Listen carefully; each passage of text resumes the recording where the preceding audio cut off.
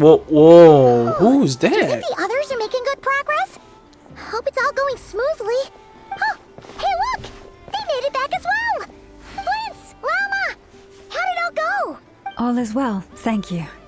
Nefer and Yehoda had to stay at the curatorium to wrap things up, so they won't be joining us for now. I ran into Miss Anefa and Miss Aino on the way back. Their work is still in progress, so I suspect they won't be back for a while either. You seem rather cheerful today, Mr. Flintz. I certainly am. I achieved what I set out to do and came away with more than I bargained for. More than you bargained for? Fighting alone can get quite tedious. But I had the good fortune to run into a pair of brave young warriors. No mames. We meet again. How have you been? Albedo. Who's that behind you, huh? Who's that behind you? Albedo! What are you doing here? It's been too long, man. I'm guessing you're here to see Vodka? That would be a natural assumption to make. It's also the correct one. These two courageously lent me a hand while I was fighting the wild hunt. When they told me they were Servarka's colleagues, it all made sense. And who that in the back? And given how people of outstanding talent tend to cross paths, it's no wonder you're already acquainted. So, who's your travel buddy, Albedo? Why don't you come and introduce yourself?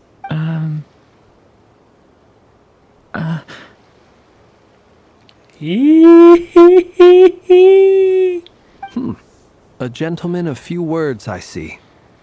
And a rather stern countenance.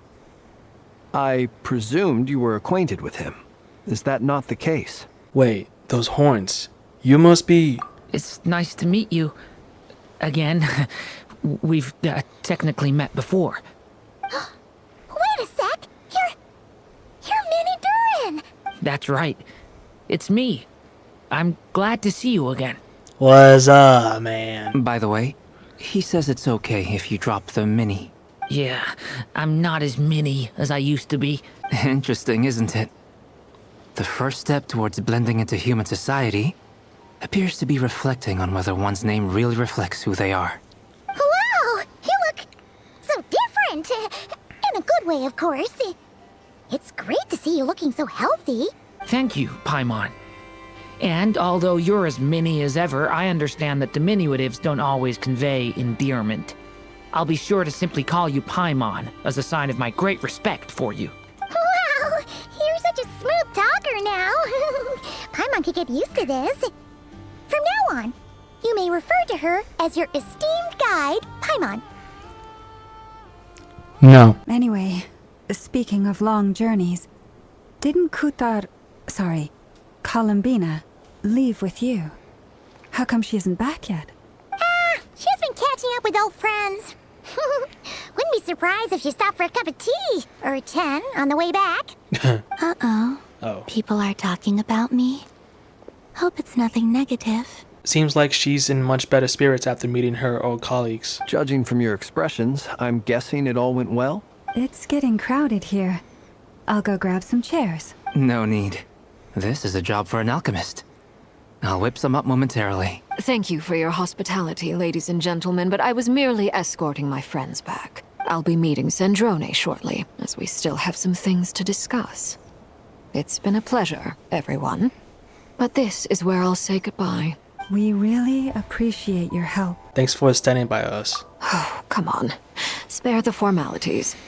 I'm just glad I could help out some true friends. I understand.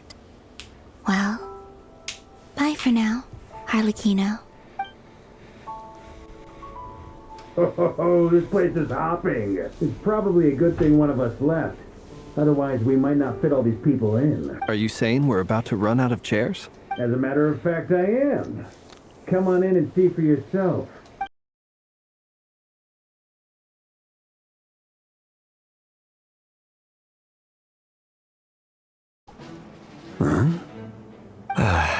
What? Oh my god, what are you doing here?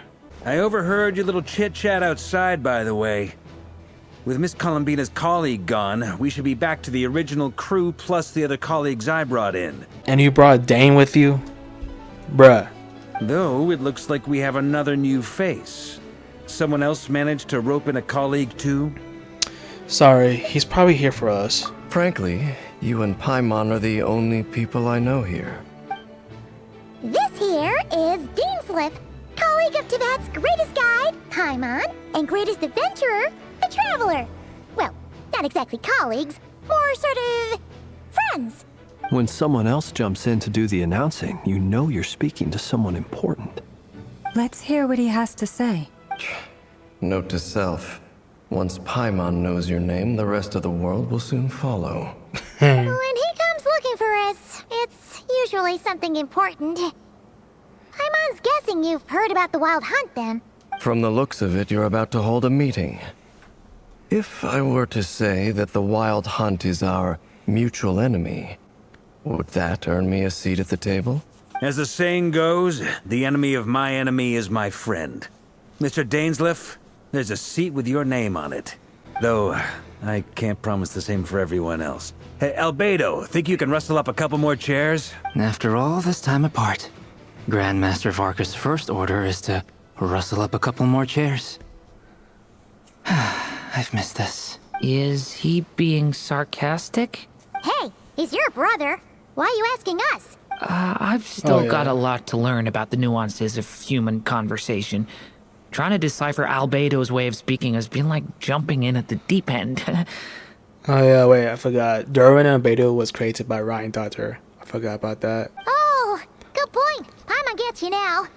Don't sweat it. There are people who go their whole lives without getting the hang of it. You're ahead of the game already. Look at you, Paimon. Expert in the art of encouragement. I wonder what's taking Nefer so long. Perhaps you should go and check in with her. If anyone can hurry her along, it's you. I just got back from the curatorium.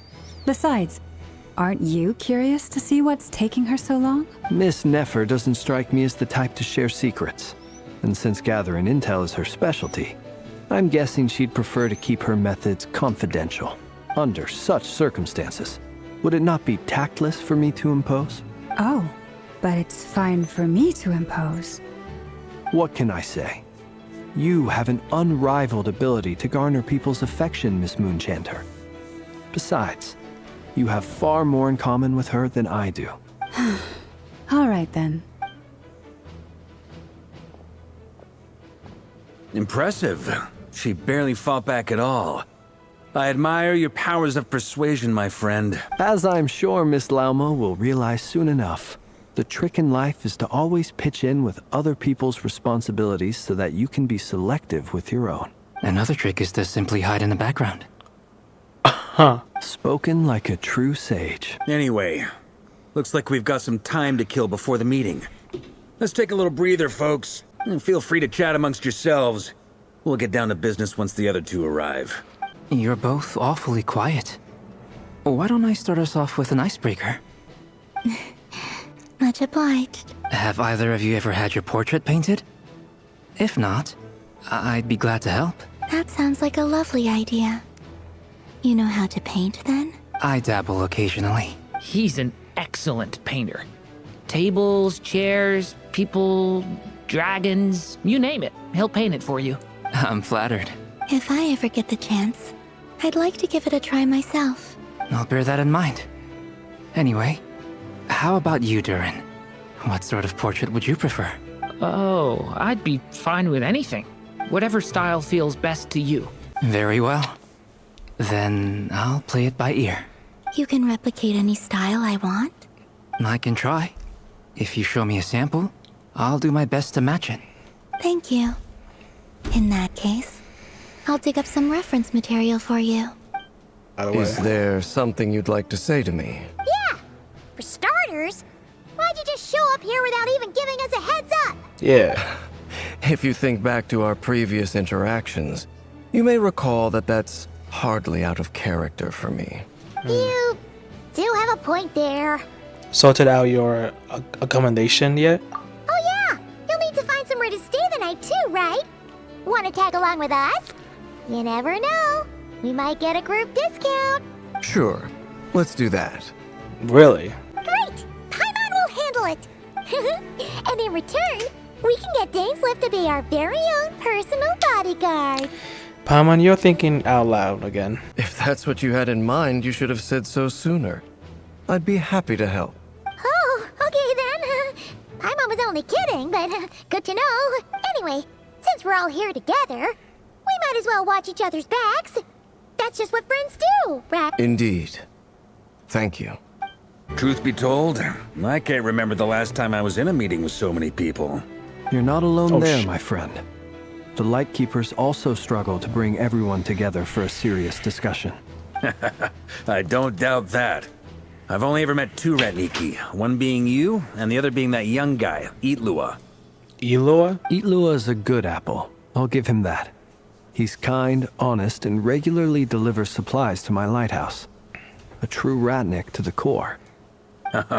So you're what? A fake Ratnik? That's what it sounds like you're saying. But I get the feeling that's not quite what you meant. Come on, why the awkward silence? Sorry. I'm not even gonna bother trying to hide it. You've known all along, haven't you, my friend? Now that was an awkward silence. Let's just keep this between ourselves. Probably best if Itlua doesn't know, huh? Yeah, too late, buddy. That goes without saying. Gotta be careful what you share with youngsters, after all. Anyone else in the know? Let me guess.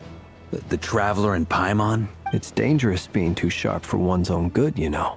Then, in the name of the Animo Archon Barbados himself, I swear, your secret's safe with me.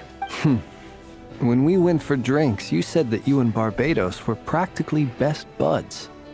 In the light of that claim, do you really expect me to take your oath seriously? Of course. Just as long as you don't go spreading around the fact that I'm close with Barbados, all right? Wait, does Rocco knows that Venti is Barbados? Fair enough, then. Nothing like a bit of mutual leverage to seal the bonds of friendship.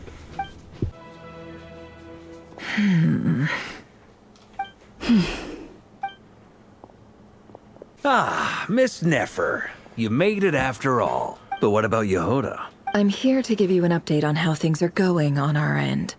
Once this is over, I'll be heading straight back to continue my work. I left Yehoda back at the Curatorium to watch over things while I'm gone. So much for just this once. Shh! Not so loud! We're on a roll here. What if she remembers and suddenly decides to back out? Did you say something, Mr. Varka? Huh? I didn't say anything. Right, Flints? Must have been a frog. They get so noisy around here at nighttime. It's like they're putting on a concert in the background.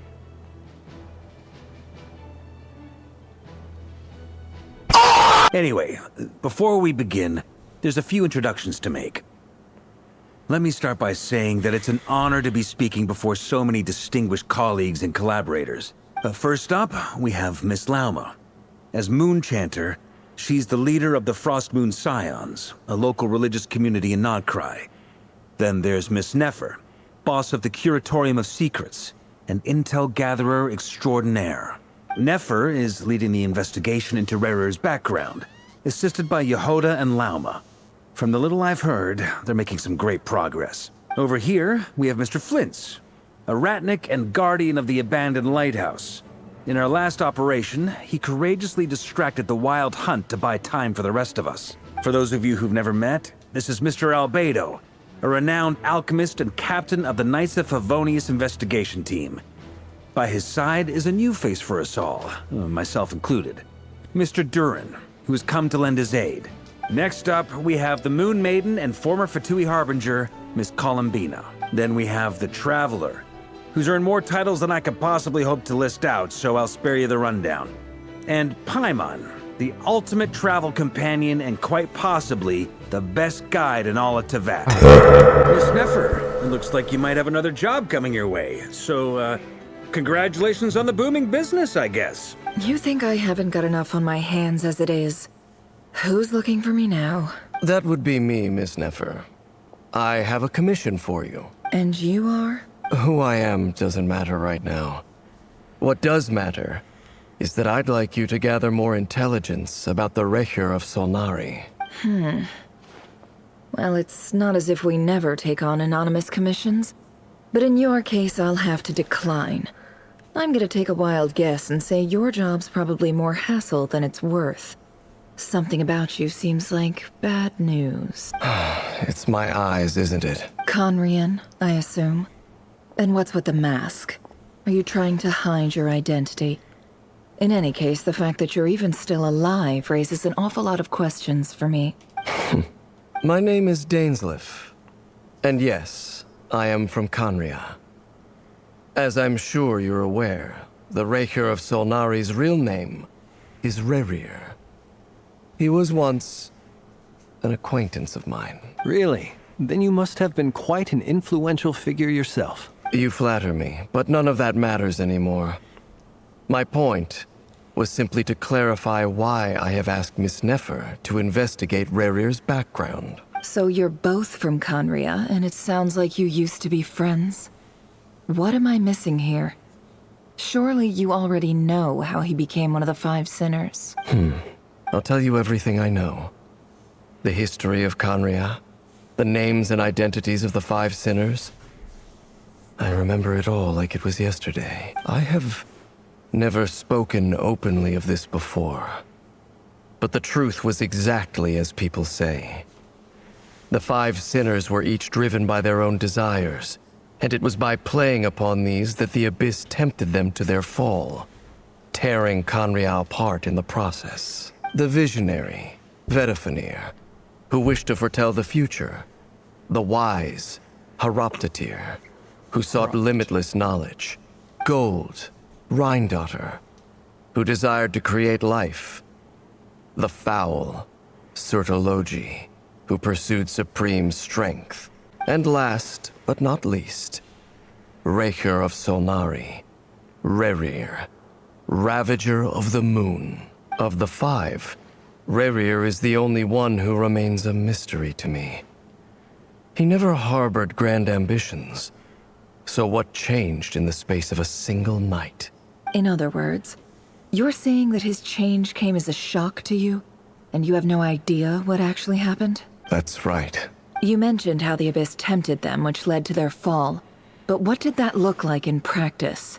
And what other context can you give me about the events of that time? The more detail you can give me, the better. Strangely, now that it comes to it, I hardly know where to begin.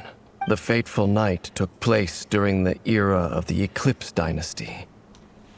One day, my elder brother, the visionary, Vedifenir, was summoned to the palace by the Vinster King, only for the king to gouge out his eyes and cast him into the dungeons. Oh, so he just ripped his eyes out. Oof. When I came to hear of this, my fury knew no bounds.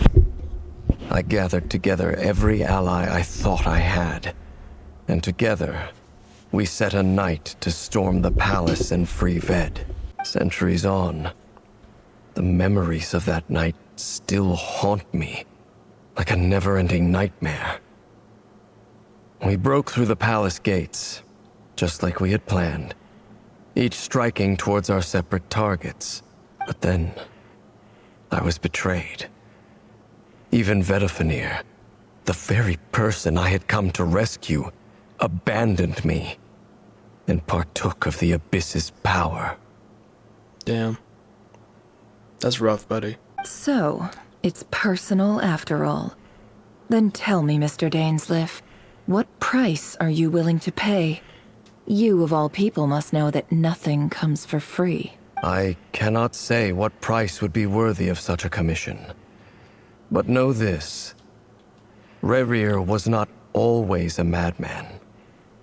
Believe it or not, there was a time when he was just an ordinary man, working for the Conrian Intelligence Service. Uncovering the truth of Rerir's past is the only way to unravel this mystery. But before you decide if you will accept my commission, I will tell you more about him. Enough, I hope, to help you plan your next move. Sounds pretty good to me. Feels like we just flagged down a random passerby, only to discover he's actually a master strategist who has a score to settle with our enemy. Must be all that good karma I've been building. Who knew having a Conrian friend will come in this handy? Can I borrow your halo? It could be useful in the lighthouse. Hey, enough with the wisecracks! Besides, isn't that lamp of yours bright enough already? Relax. It was meant to be a compliment. If that was a little over the top for your liking, I'll make sure to tone it down next time.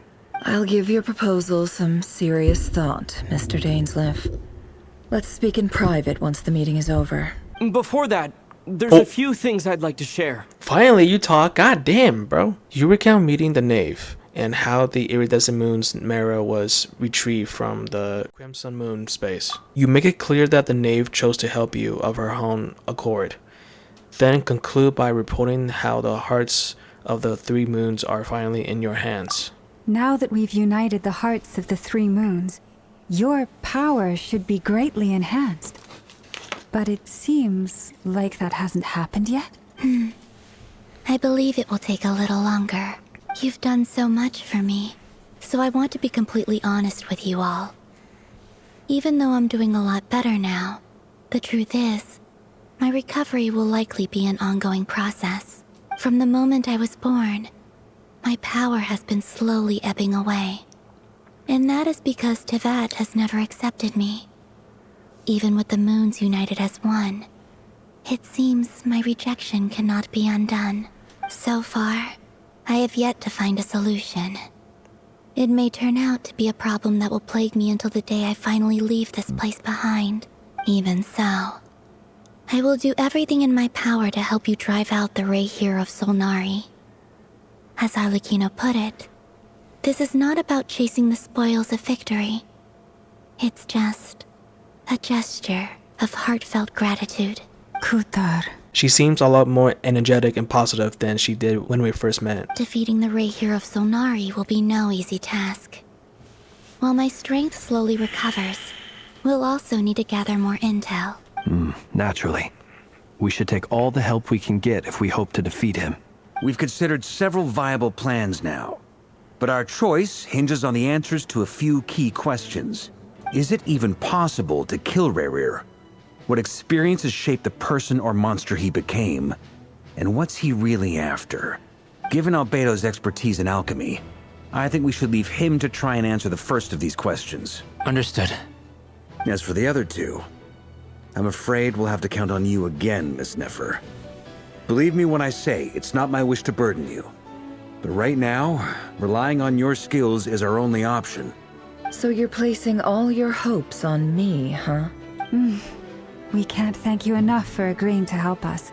Honestly, I can hardly believe how lucky we are. You sure have a talent for changing your tune, Miss Moonchanter.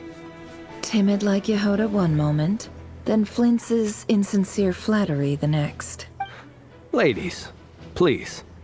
I must object to your portrayal of me. That's all. Feel free to keep bickering. Just pretend I'm not here. Alright, buddy. I almost don't want to leave this room. I'm curious to see how this plays out. I have faith in you, Miss Nefer. Something tells me you'll stand by us until the very end. Oh? And what makes you so sure of that? What if I suddenly decide that my compensation is insufficient? This isn't about the money. I can sense that you've got a deep-seated distaste for Rerir. And knowing you, that alone is motive enough. Look at them getting along so well. Like 2 peas in a pod. And I'm the one they accuse of insincere flattery. There is no justice. He's Miss Lauma, you have to understand something. Unlike you, I don't actually enjoy having everyone's hopes on my shoulders. Is that right? Well, maybe the fact that I'm willing to put my hopes in other people says more about me than you. But the fact is, I also trust you. And that's because I know that you're someone we can count on. Anyway, we've got our plan, so let's get moving. Mr. Dainsleif, let's talk. And Traveler, once we're finished, if you've nothing else planned, I'd like you to come with me. This whole experience is teaching me a lot. For instance, I now know that when other issues come up in the future, I'll have far more luck getting Lauma to convince Miss Nefer than trying to do it myself. Hate to say it, friend, but that's one of the funniest things I've heard in a while. Why? You think I've got it wrong? Quite the opposite. But what makes it so hilarious is how long it's taken you to realize. Nefer and Dainsleif converse intently for quite some time. From the gravity of their expressions, you can tell how heavily the next stage of the plan weighs upon them both. After a short chat, Albedo and Dorian head off with Vodka on what they describe as a simple finding mission. Llama steps out for a while, then comes back loaded up with emergency medicine. She tells you that while people rarely expect to get hurt, it's her duty to be ready when they do. You and Paimon wait patiently for Nefer, content to see how well everyone is working together. Once Nefer is finished, you follow her and Llama back to the Coratorium. Thank you for waiting. That's okay. We actually used the time to help Dainsleif get a room at the hotel. That's very considerate of you. Now, I trust you share my curiosity about Rarier's past, and you seem fairly familiar with Mr. Dainsleif already. That's right, we've known each other for quite some time now. We spoke at some length after the meeting. He was the one who suggested I should invite you to join this operation. He feels confident that these secrets will be safe with you. Dane has a lot of faith in us, that's for sure. Thanks for your trust too, Nefer. Likewise. I appreciate that you got right on board without interrogating me about why I invited you. It shows that you trust me to explain everything in due course. That's because we know what you're capable of. We appreciate you too, Nefer.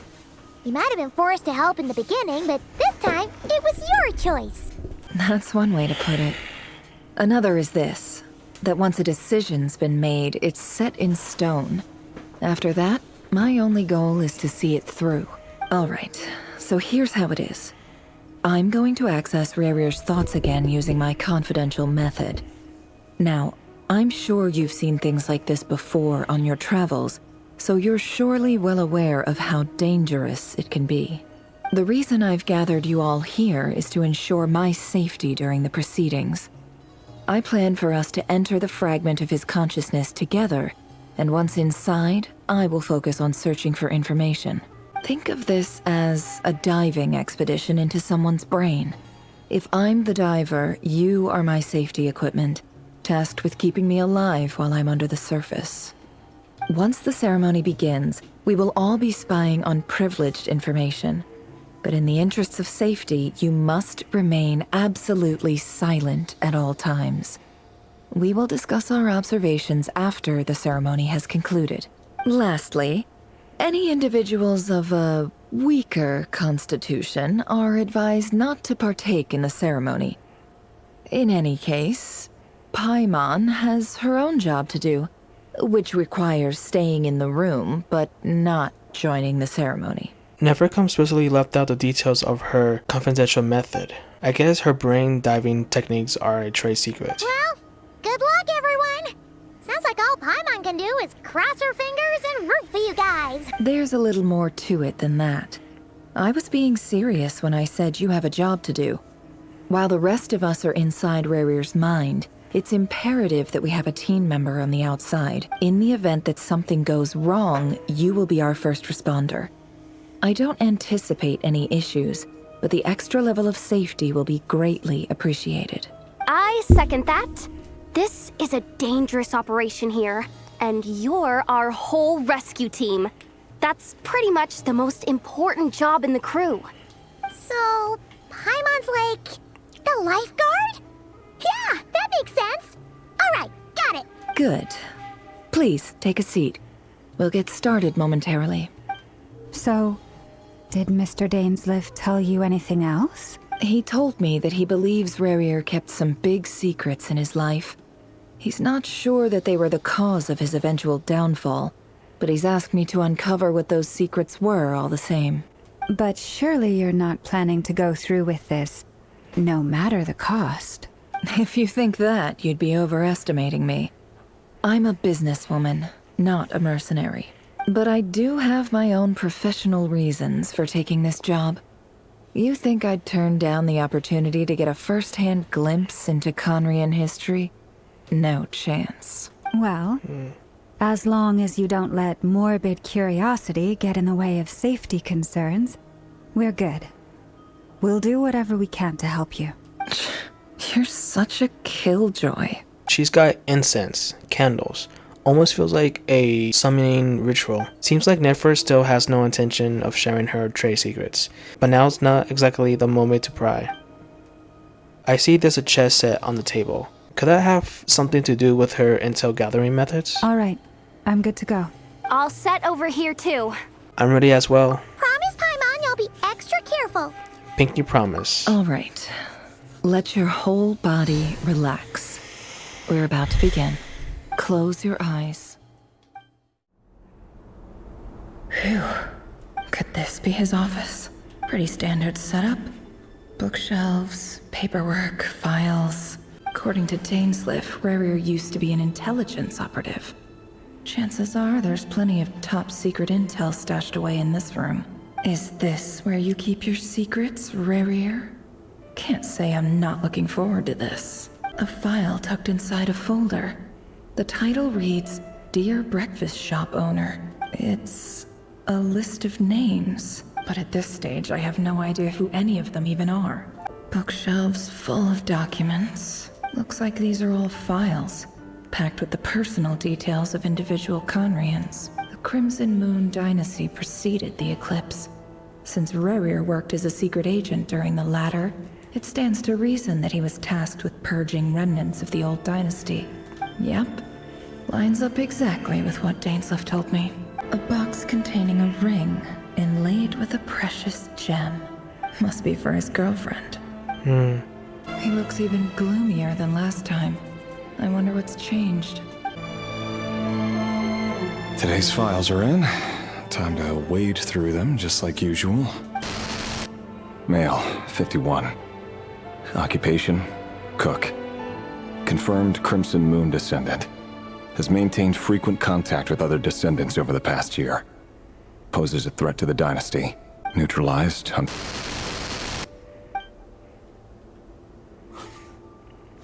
This one should be archived under purged targets.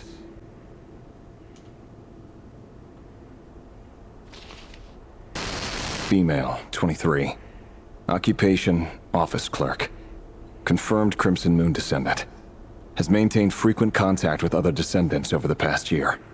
Neutralized.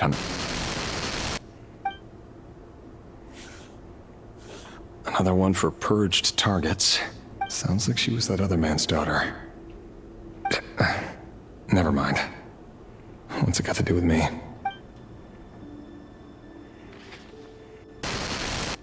Male, 40. Occupation, teacher. Confirmed Crimson Moon descendant. Has been observed making contact with other descendants during the past year. Poses a threat to the dynasty. Neutralized on... Just another nobody for the archive. Come to think of it, I remember surveilling this man. A case like his never would have been considered a priority in the past. Huh. He barely even interacted with other Crimson Moon descendants. Female, 16. Occupation, none. Orphan and confirmed Crimson Moon descendant. Has been observed making contact with other descendants during the past year. Poses a threat to the dynasty. Neutralized on... Filed. I have no recollection of this girl. None whatsoever. She doesn't seem to be anyone important, but then again, how many of them really are? Female, 13. Wait. Occupation, none. Orphan and confirmed Crimson Moon descendant. Has been observed making contact with other descendants during the past year. Poses a threat to the dynasty. Filed.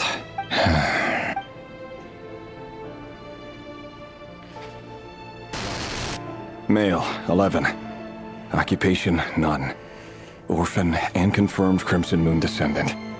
has not been observed making any contact with other descendants during the past. Neutralized and...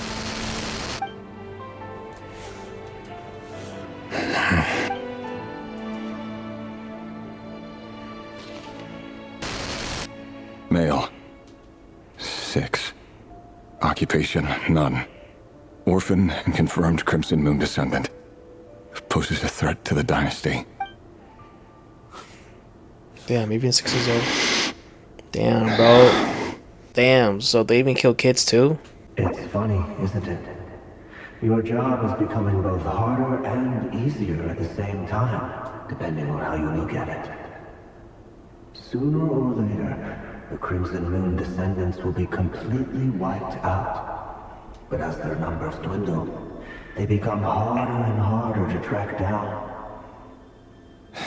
That's not how it is. Fortunately, however, most of the able-bodied adults have already been taken care of. The remaining weaklings will be increasingly easy to deal with.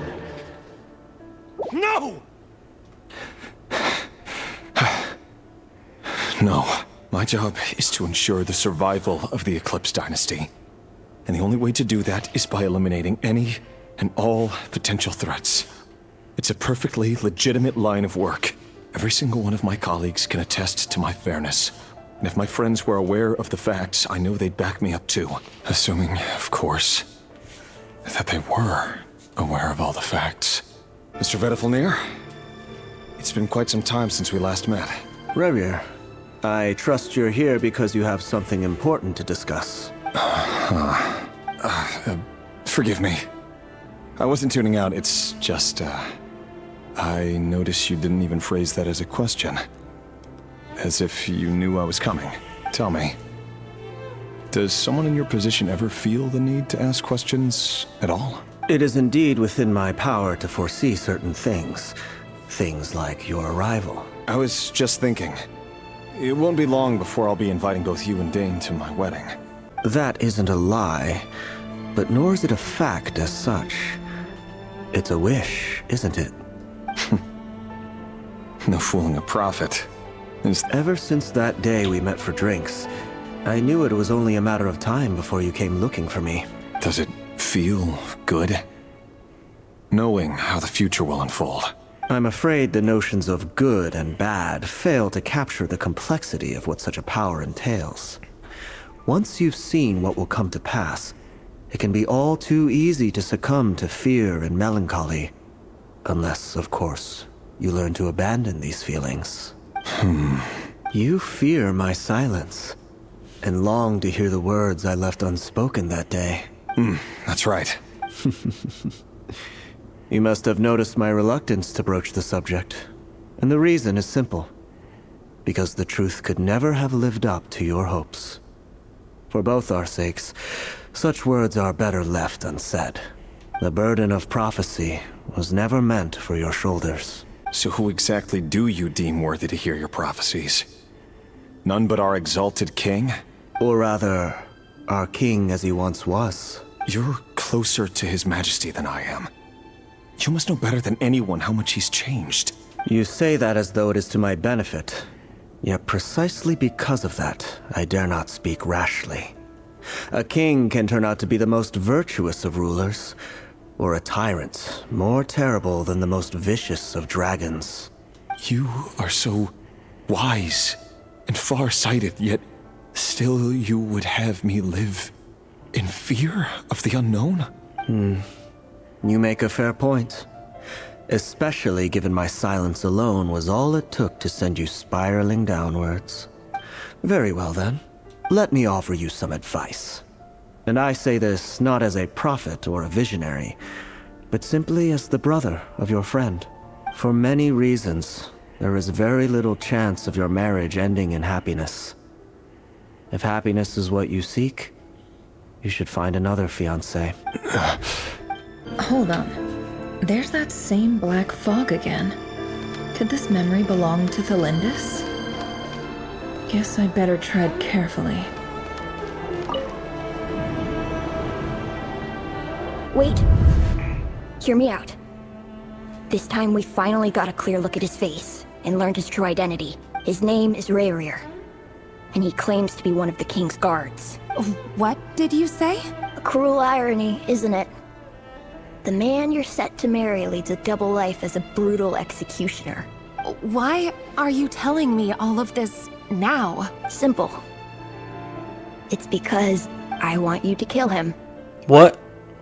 You are the only person he would never suspect. No, absolutely not.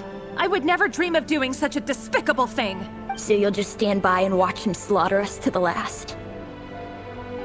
Do not forget that the blood of the Crimson Moon flows in your veins too. The blood of the Crimson Moon? What does that matter now? The dynasty has long been dead and gone. You think that alone is reason enough for me to throw away everything I have? Why wouldn't it be? You two were once a child of the Crimson Moon. Just What? like me. What? Don't tell me you've never felt so much as a flicker of fury for the way we were trampled into the dust. As long as you promise to abandon this pipe dream of restoring your dynasty, I can try to persuade him. Or have him persuade the Vinster King. Persuade the Vinster King?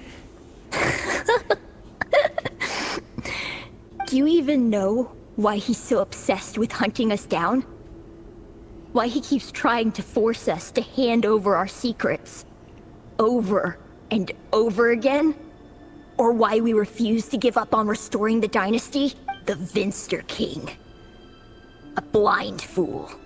His eyes clouded by powers from beyond this world. A petty little man with a miser's heart. And he dares to sit upon the throne? Mark my words. Sooner or later, Conria will fall. And it will be his doing. If you can't bring yourself to do it, so be it. Just you watch. It won't be long before calamity descends upon us all. The Rayrir of Solnari. That really is quite a secret you've been keeping from me, Rayrir. But who am I to talk? Am I really any better? I've kept my own past a secret this whole time too. Love should be built on honesty. But ours was born from lies.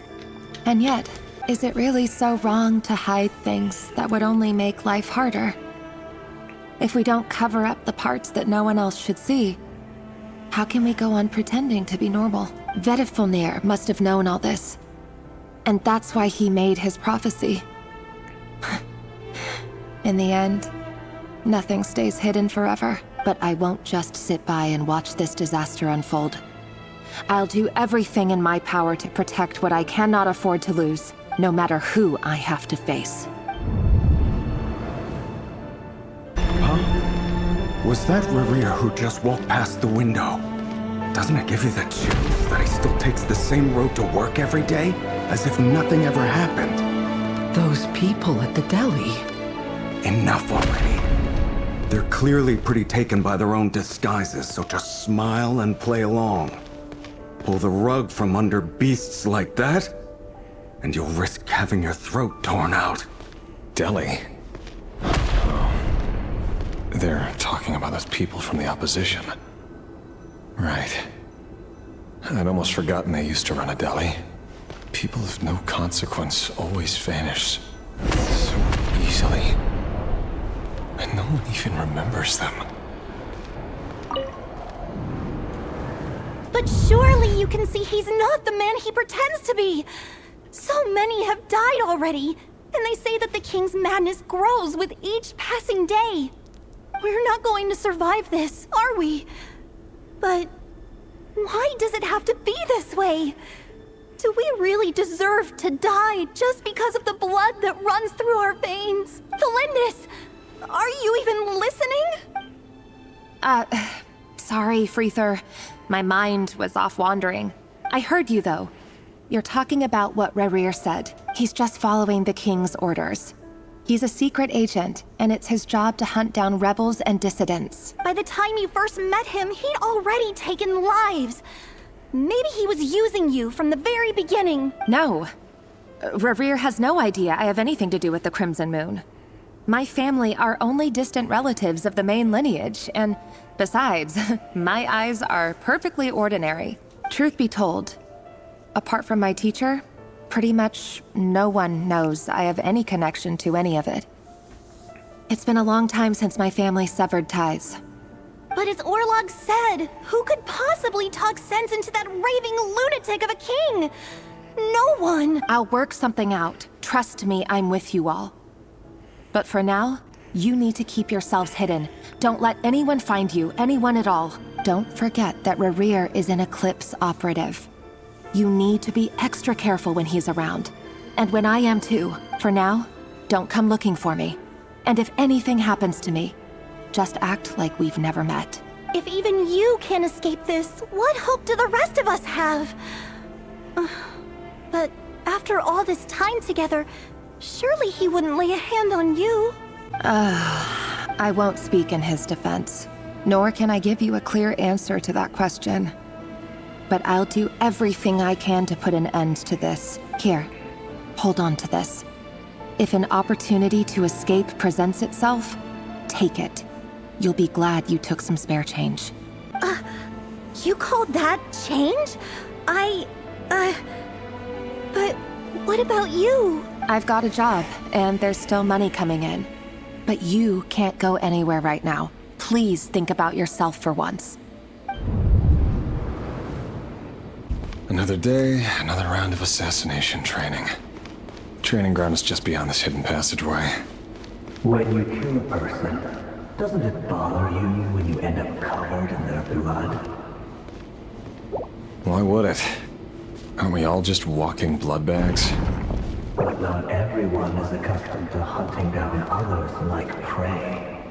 You've been a hunter for so long now, you seem to have forgotten that most people don't just go around killing one another. Leave me alone. Make sure you have a firm grip on the handle. Then choose your angle well. Keep your movements light and brisk. And the prey won't sense a thing. I doubt that. I'll bet no one ever died a quiet death at your hands. I work clean. No traces. That doesn't make it open and above board, though. The king just happens to need you right now. What if someone... That won't happen. He's changed.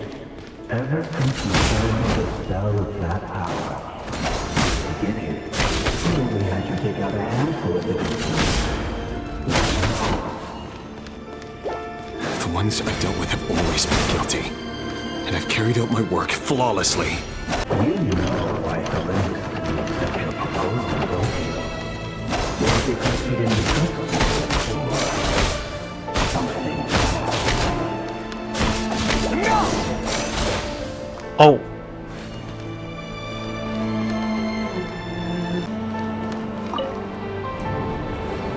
Delindis, do you still remember Orlog?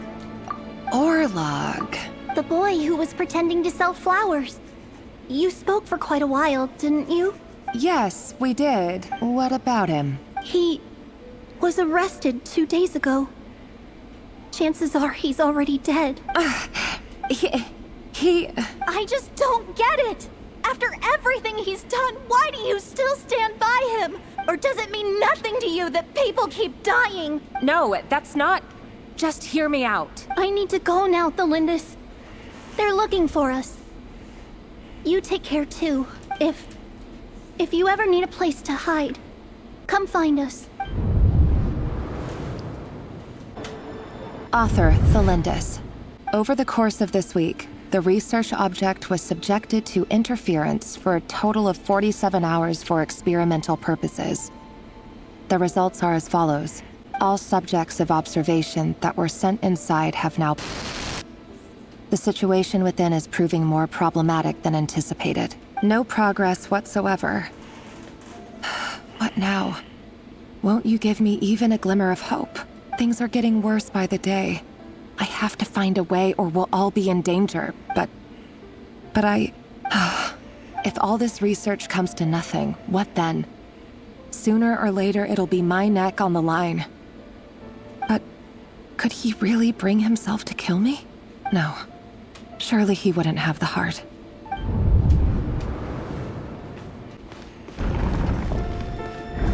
Oh.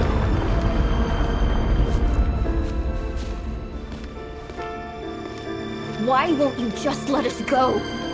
We don't even know each other. All we want is to live ordinary, peaceful lives. You want to live? Yes. I just want to go on living. Is that really such an unforgivable crime?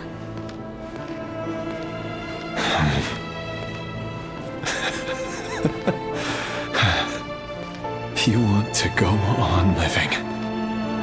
I want to keep living too. To keep living forever.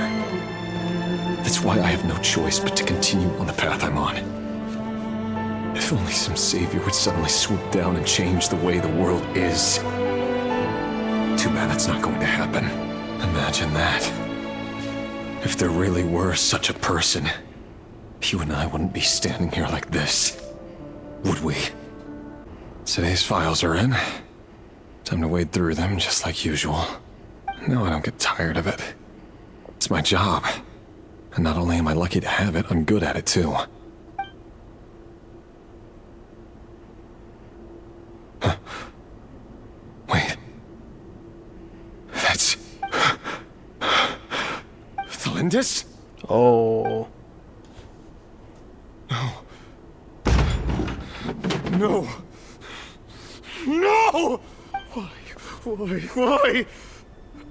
But you bear no mark of the Crimson Moon. How could you possibly have anything to do with them? It cannot be!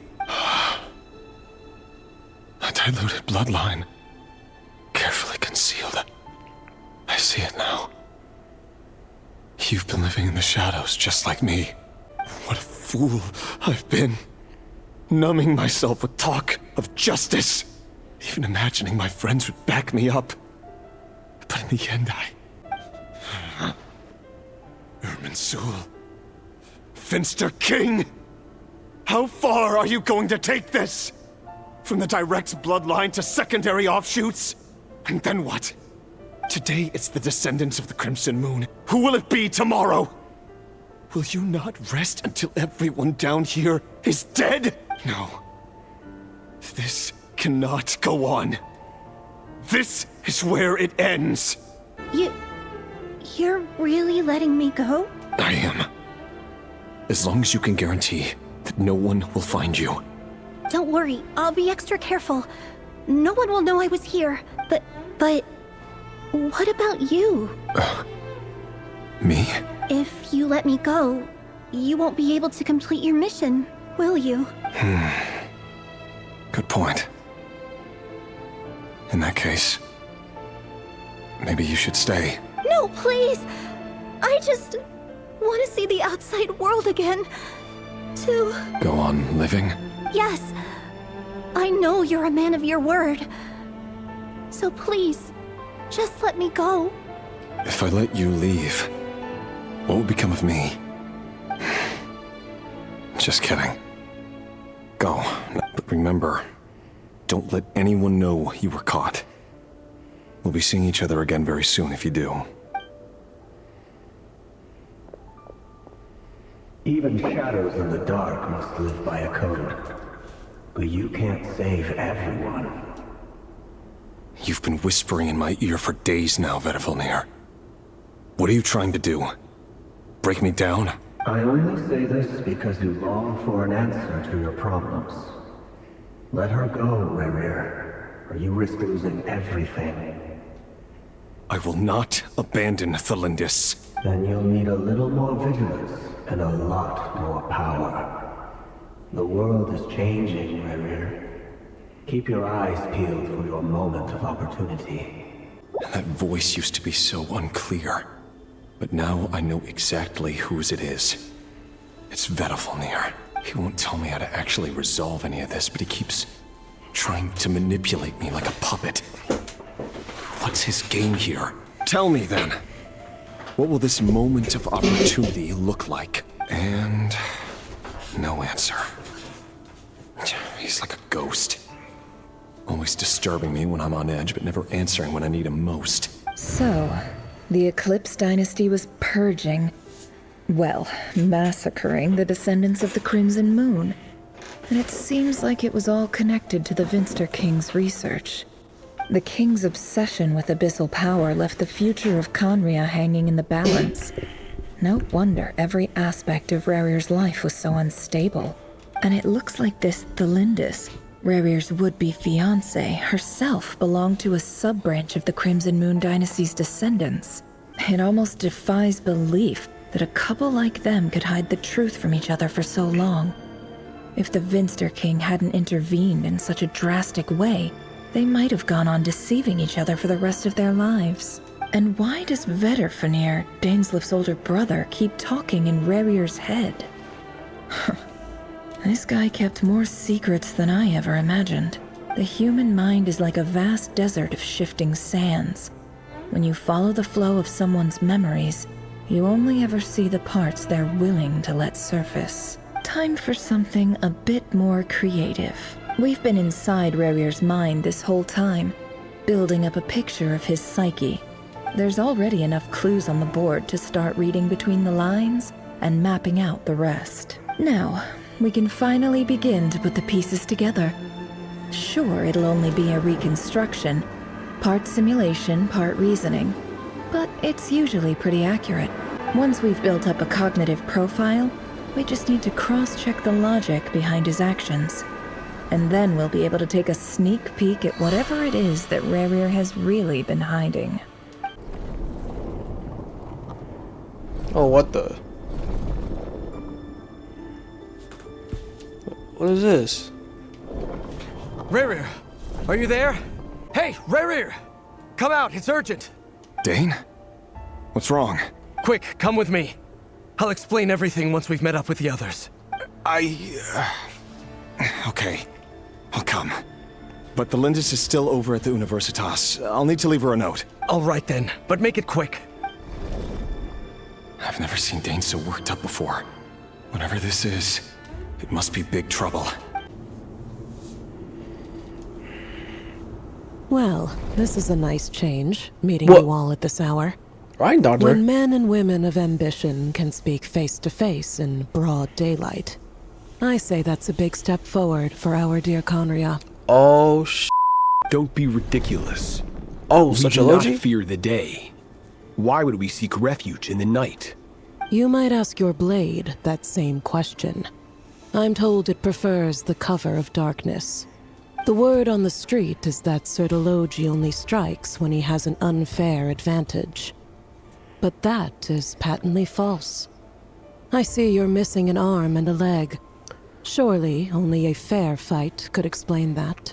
If this is your way of offering me replacement limbs, believe me, I'll take them. Oh, we can certainly discuss that. With bioalchemy, anything is possible. Assuming I have your full support in my research. Lunatic. Robtatir. What brings you here? Why, Daneslif, of course. He invited me. Please, cast aside your apprehensions, Miss Rhindaughter.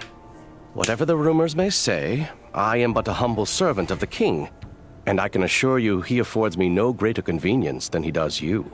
Well, the Universitas Magistrorum won't stop fawning over you, so at least some of the rumors must be true.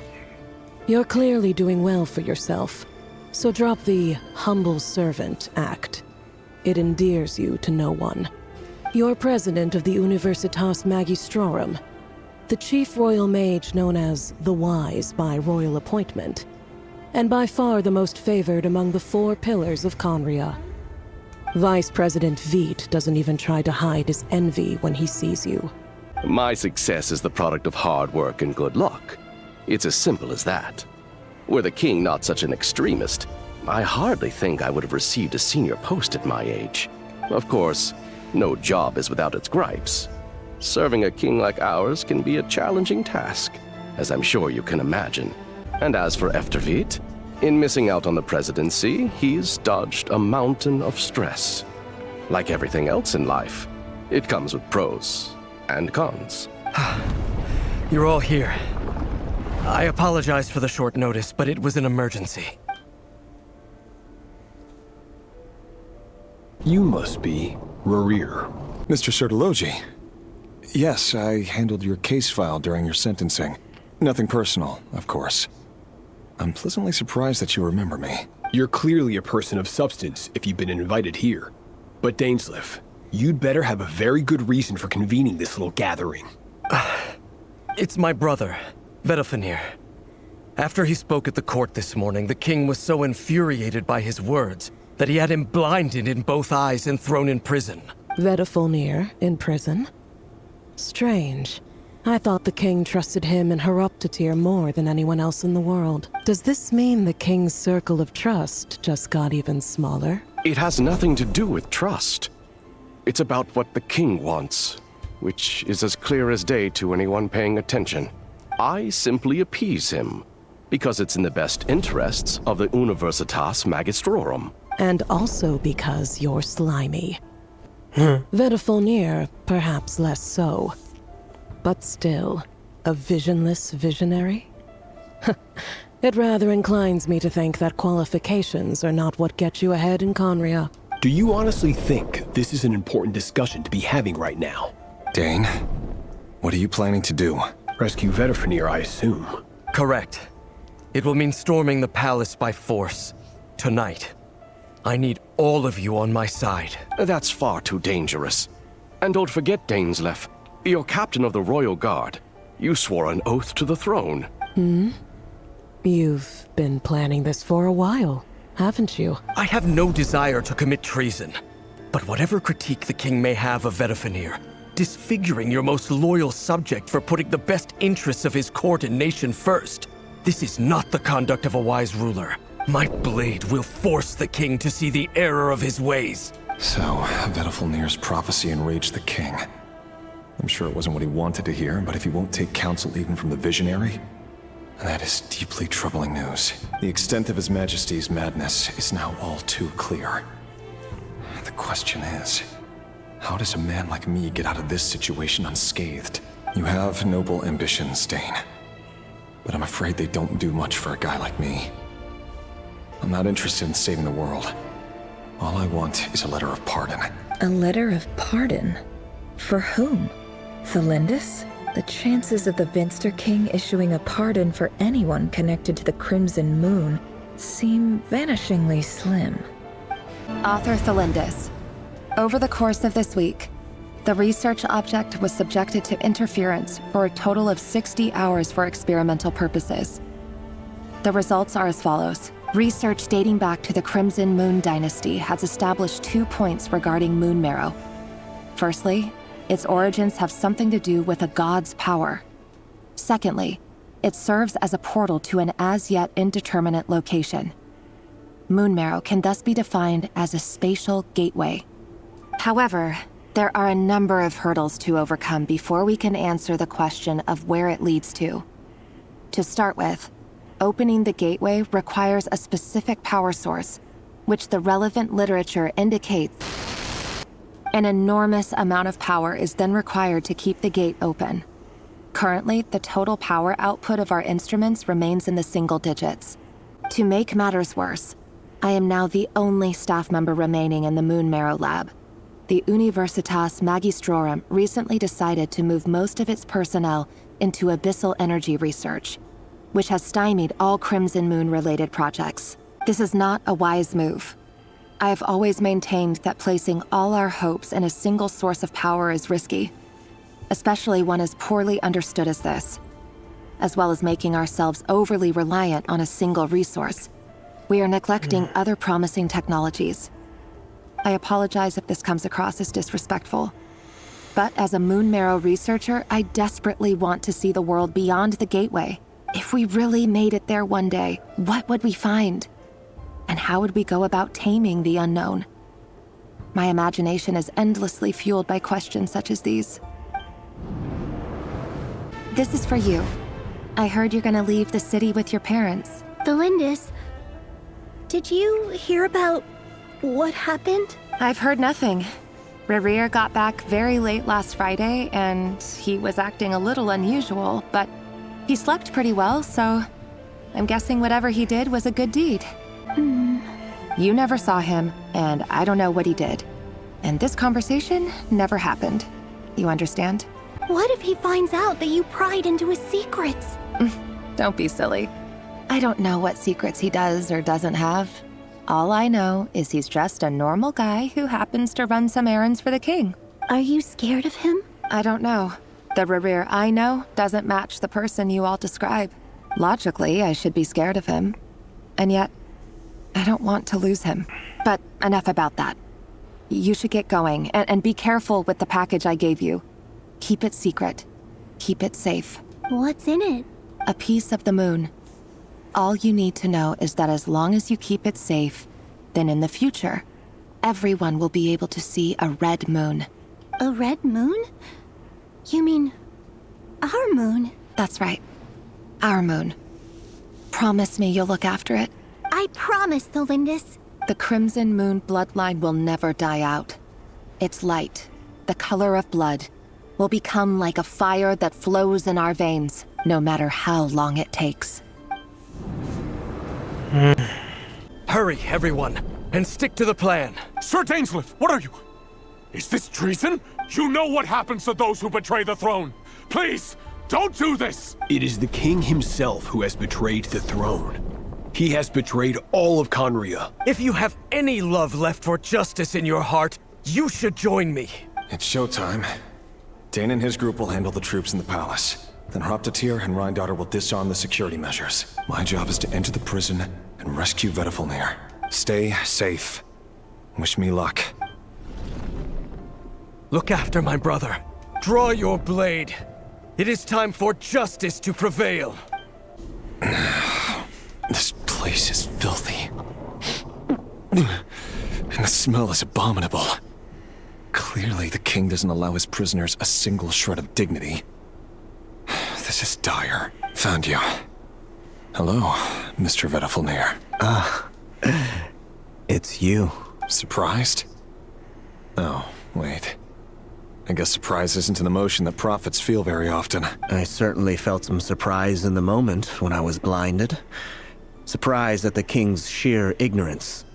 Surprise at just how unfairly this world responds to words of earnest remonstration. I'm curious. What did you prophesize this time? It wasn't a prophecy. It was a word of warning. Someone had to say it. The king has forsaken all reason in pursuit of his obsessions.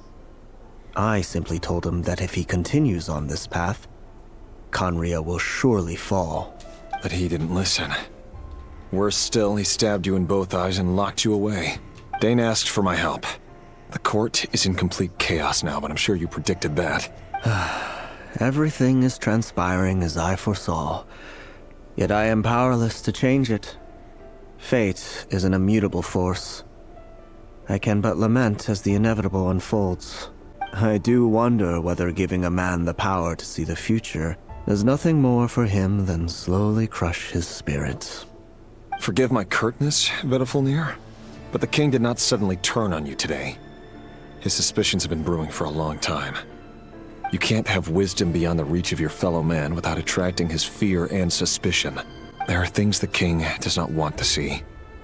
So, he doesn't want you having visions of them either. He blinded you because he thought this would make the visions stop. He wasn't entirely wrong. I did indeed lose my power to see the future. Right up until... Until what? Just now. I believe I saw something new. Well, tonight could go a lot of different ways.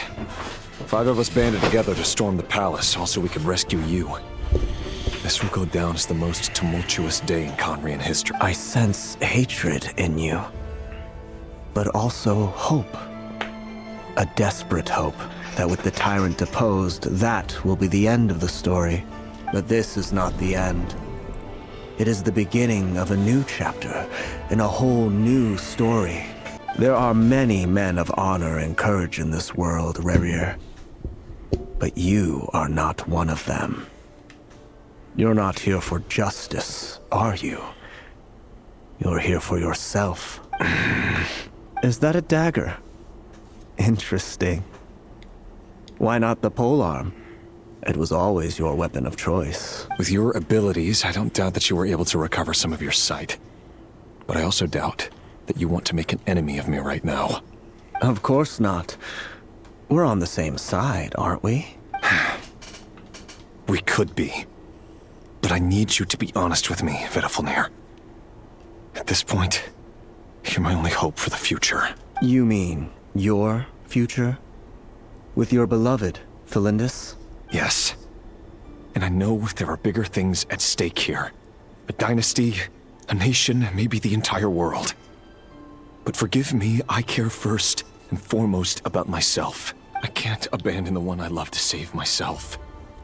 I just can't do it. But you see a broader picture of the future than I. You see the solutions to the biggest problems of our age. So tell me, what is my solution? What's the answer? In matters of fate, answers are either right or wrong. What will be and what will not. Maybe you are willing to pay a certain price in the pursuit of happiness, but unfortunately, fate does not negotiate. That is the cruelest thing about fate. It is unmoved by your sacrifices. That can't be true. I know it's your voice that I keep hearing in my head, urging me to see how the world is changing, to seek more power, so I can protect the things I love. You show me disaster, but you won't show me how to avoid it? Why? Why are you doing all this? My voice. In your head. So, you hear it too. The voice that steals your mind, gains your trust, and drives you crazy. It turns out that we are not so different, you and I. Vedafilnir just broke into the strangest smile I've ever seen in my life, as if he'd discovered some monumental secret. But then he suddenly switched to looking extremely weary. Very well then. My advice to you is as follows. You must persevere.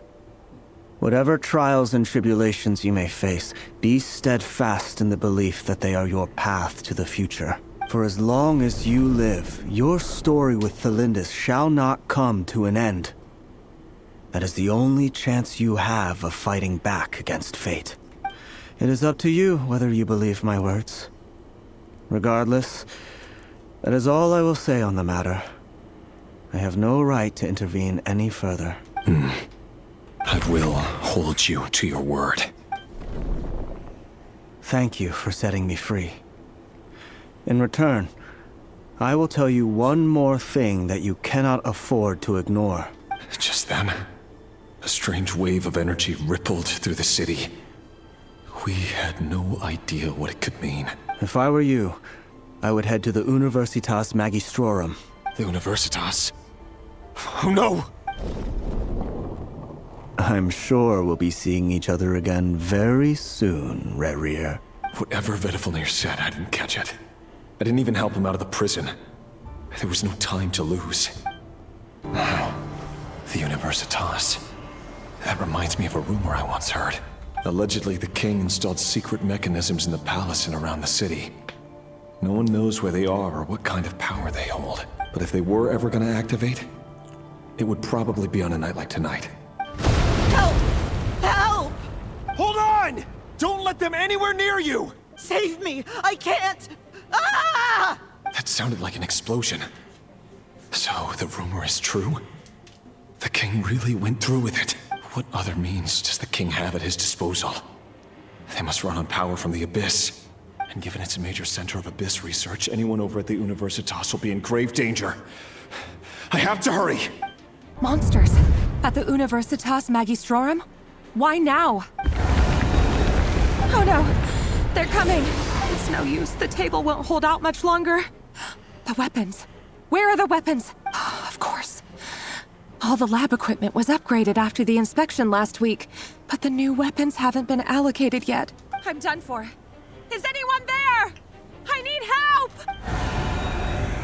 Ah! Stay back!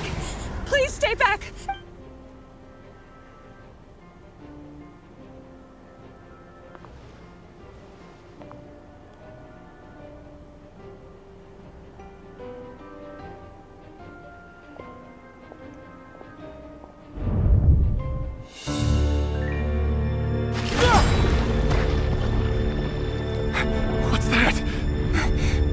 Rear.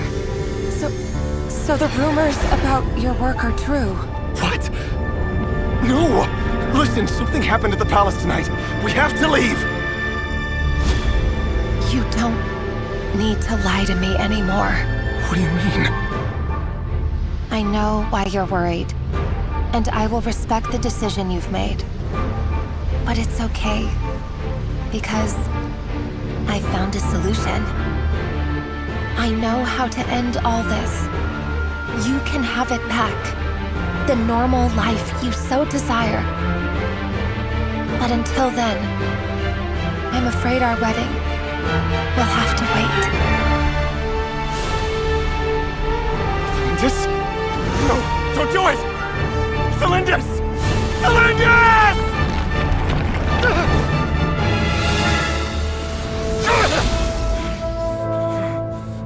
I told you, Rerir. Let her go. You will find someone better. No, I won't do it! I have to save her! By what means exactly? A lowly pawn. You lack the power and the strength of will. Do you know a way? Tell me! Come to the palace. Join us.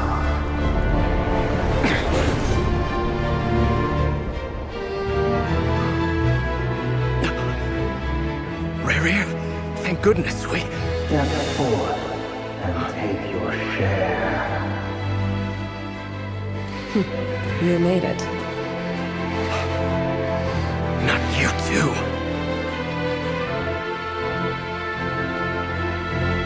Hatred or grief, despair or desire. We all have our own.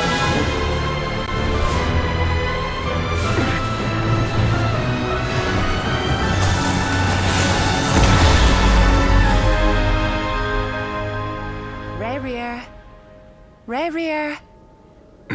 Celindus? Were you daydreaming?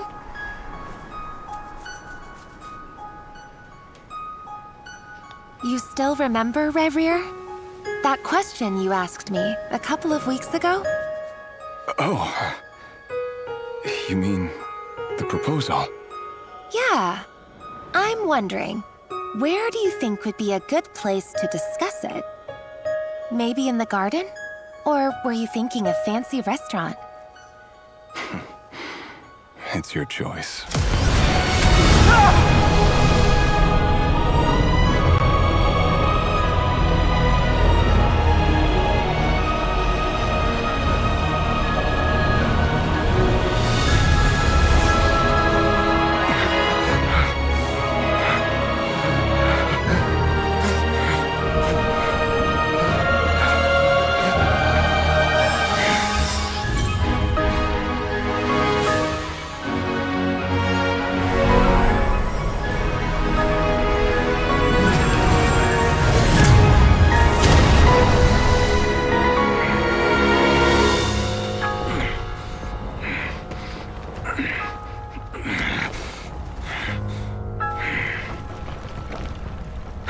Find you. And then, you can give me your answer.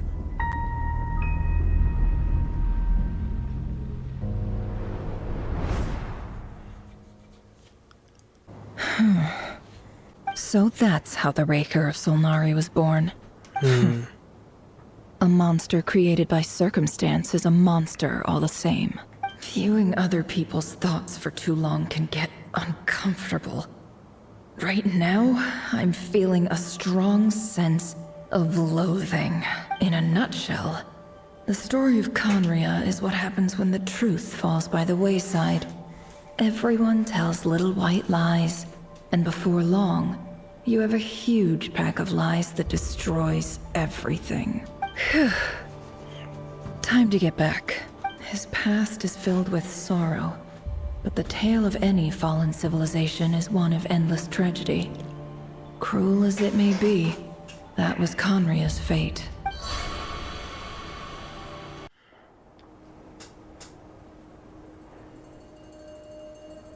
Everyone, I'm back.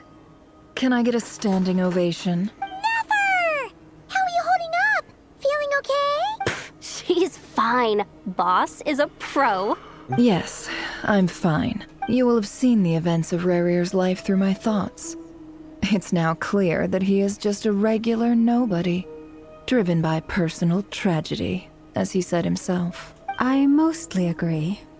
There's only so much we can know about him from his memories alone, but they did give us a clear glimpse into his life in Conria. However, I would not consider Rarir to be a nobody. He was deeply involved in the events of that era. Yet, when the catastrophe of a generation strikes, nobody is safe. Sounds to me like you're speaking in riddles again. Is this you urging me not to abandon the people of Nodcry in their hour of need? That's not what I meant. Although I do hope you choose to remain a part of the plan. Without you, the mission ahead will be all but impossible. Then try to remember that I respond better to the carrot than the stick. And I don't appreciate being bossed around. Now, as for you, Missy, you were excellent. You stuck to the rules of the ceremony and kept your mouth shut the entire time. Bravo. Damn. Cool. So, can you fill me in on the deets now? Most of what I saw went right over my head. Patience. You'll hear the whole story, don't you worry. But let's meet up with the others first. It will save me narrating it twice. Yehoda? Yes, boss. Let me get that door for ya. That's more like it. For a moment there, I was worried you'd forgotten about the first clause of your employment contract. Forgive my curiosity, but what does the first clause say? It says I gotta do the annoying stuff that boss is too lazy to do for herself. Like opening the door, pouring the tea, yada yada. Wow, you're one lazy bitch, huh? Is that right? If something is in the contract, it's because she willingly agreed to it. Rest assured that the Curatorium abides by the very strictest of labor policies. You don't seriously think I'm cruel enough to treat her like my slave? Kind of. In any case, I've hardly shied away from my share of the work today. Hope I don't catch Flintz and Varka lounging about in their chairs, enjoying a leisurely cup of tea. There's nothing I dislike more than other people enjoying themselves while I'm hard at work.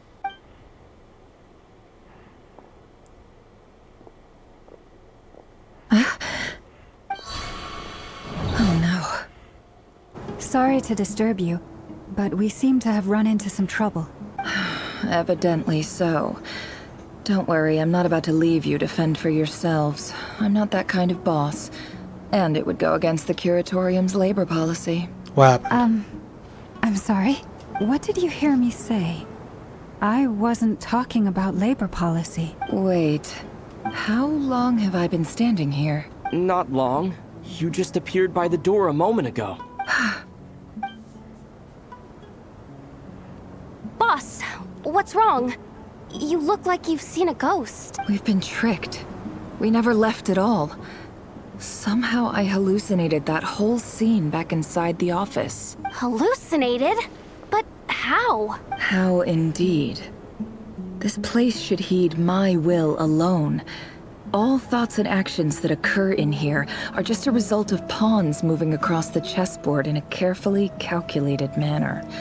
And nobody has access to this chess set but me. So you control everything in here? More or less. But yes, it's a special technique of mine. Has anything like this ever happened before? Only once. It was the first time I used the chess set. Is there any similarity between what happened then and what's happening now? I suppose my thoughts are a little turbulent, which was also the case my first time. Is there anything I can do to help? The first clause of your contract clearly states that I only need your help with things that I'm too lazy to do myself. Meaning, you're not feeling lazy right now? Meaning, this is not something Yehoda can help with. The chess set is a personal treasure that I alone understand. I must be the one to find our way out of here.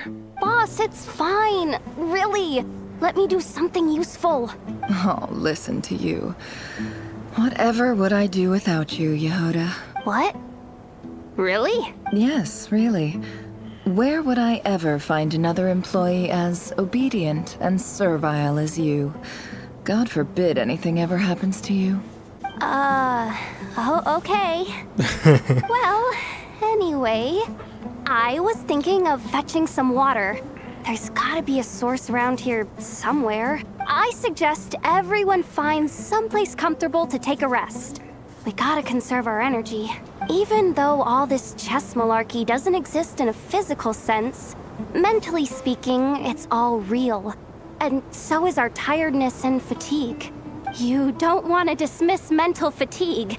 Just because it isn't physical doesn't mean it's any less serious. But anyway, I got your backs, so don't worry about a thing. Don't I have the best employees?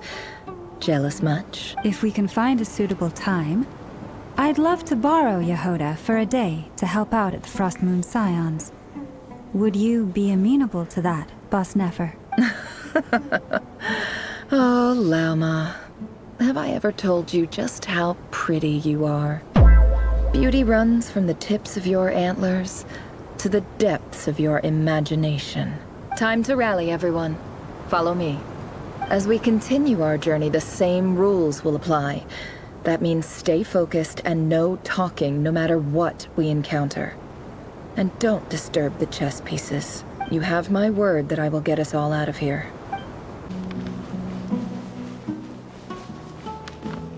Yeah, what the? Why are we doing Sumeru? Hold on. This place looks familiar. That's not a good sign. There's someone up ahead. Time for a little chat. Yeah, wait a minute. This is all the. Yeah, wait. Yeah, this is our village from Sumeru. Wait. I wasn't expecting visitors at this hour. Wait, is that? Oh, it's him. There you are. Sinue's been looking for you all day. I think he has some news for you. Oh yeah? What were you doing just now, Uncle Retinue? Hiding away some more loose change? I know I saw some Mora. What do you mean loose change? Oh, come on, I'm too old for this. Just pretend you saw nothing. Hey, kid. Mind telling me what Sinuhe's been up to recently? I'm trying to get in his good books and I need a way in. Get in his good books? Why? What do you want with my dad, Uncle Apepi? I've written a new song. I was hoping to showcase it at the next festival, but I'll need his approval. A new song, huh? I'd love to stay and listen, but unfortunately, Uncle Retinue says my dad's looking for me. Well, there's plenty of time and I'm not going anywhere. See that pile of stones? I'll be sitting there warming up my vocal cords. Come find me when you're done. Pile of stones. Got it. Hi, Dad. Uncle Retinue said you were looking for me. Ah, there's my little princess. If you'd gotten back just a little sooner, you could have shared the spoils of war with me. Spoils of war? Who were you fighting against, Dad? It was just a figure of speech. The aftermath of a sandstorm is no time to be waging war. I was talking about our war against thirst. I went out to fix our water supply problem, and now I'm back. Which means... We have a well again! That's right. I found a new one and brought back as much water as I could carry. It should last us for a good while. If it wasn't for these blasted sandstorms, our wells wouldn't be caving in. You wouldn't be spending all your time out searching for new water sources. As the chief of our tribe, I'm supposed to be leading us out of hardship and poverty, onto better things. You know how prosperous our ancestors were. I've told you all the stories. And look at us now. Squeezed into these hovels. No one would choose this, if it wasn't for the endless wars over the years. But things are looking up. I started working with some folks from the academia a few months back. They gave me some contacts in return for my assistance in the desert. So you're the academia's helper now? Special ambassador, they call it. Special Think of ambassador? it as a partnership. It's nothing bad, okay? We've been isolated here in the desert for too long. Seeking opportunities elsewhere is the best thing for us, and the fastest way to progress. So, do you get anything good out of being a special ambassador? Of course. My luck's improving all the time. One day, I swear I'm gonna lead us out of this place. We'll find somewhere new. Somewhere better. That's our well, and you know it. You stole from us. Well, you've gone from chief to thief, and now you have to face the consequences. Did you really think you could take our water without permission and get away with it? You're either brave, stupid, or both. And that special ambassador act? Yeah, nice try. We spoke to the academia. They said it was all news to them. You're a liar and a cheat!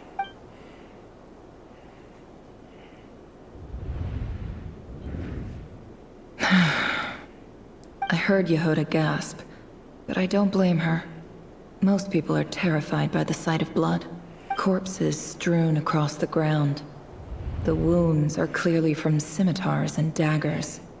The desert dwellers' weapons of choice. There's a handwritten note on the ground. Let's see what it says. Halil, this is Sinuhe, chief of the Shimti tribe. Surely you remember me. I was the one who helped you and your colleagues avoid the quicksand in the desert. This is my second time writing to you. I assume my last letter must have gotten lost in the mail, as I didn't receive a reply. I hope this one makes it to you safely. I'm writing to you because I need some help. That sandstorm the other day completely blocked up our well, forcing me to look for another water source in Iab and Unut territory. It was a matter of survival. Praise the gods. The well of the Iab tribe was intact. It was my last resort. I drew what water I could and left, but not without being spotted. You told me to write to you if I ever needed help. You said you'd be my ally in the academia. I urgently need you to formally recognize my title of Special Ambassador and send some of your people to assist me for a few days. It's the only way I can convince them that this was the academia's decision and prevent them from retaliating. This is an emergency. Please send help as soon as possible. Looks like this letter never got sent. The writer died a grisly death, and the letter was trampled into the ground. It's badly defaced. Some parts are barely legible. What a ridiculous lie the surviving Shimti tell. Their whole village was butchered over a sip of water. Ah, officer. Welcome. Welcome to our humble village. I thought you would at least have the courtesy to provide some respectable libations. This is the finest wine our village has to offer. I promise. The Academia has agreed to reserve a single space for a candidate from your village. But I remain skeptical of this entire endeavor. I highly doubt anyone in this desert possesses serious academic potential. Please, have faith. If not in us, then in our god. The child we found shows great promise. I beg you, take her away from this place. Give her a chance. Don't let her talent go to waste. I don't recognize her. New arrival? She showed up here a few days ago and we took her in. She's a really bright kid. Please help. I'm begging you. So, where are you from? Nowhere special. Just a sand dune. What about the rest of your family? How many of you are there? Just the one.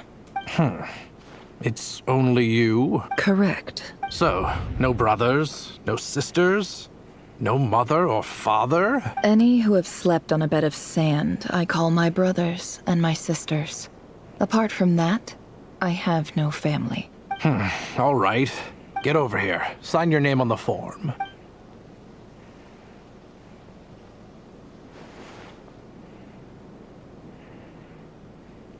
Never? You're rather fair-skinned for a desert dweller. Nefer, this term's assignments have been issued already. Please read through the materials thoroughly, conduct your own additional research, and then write an essay on the topic.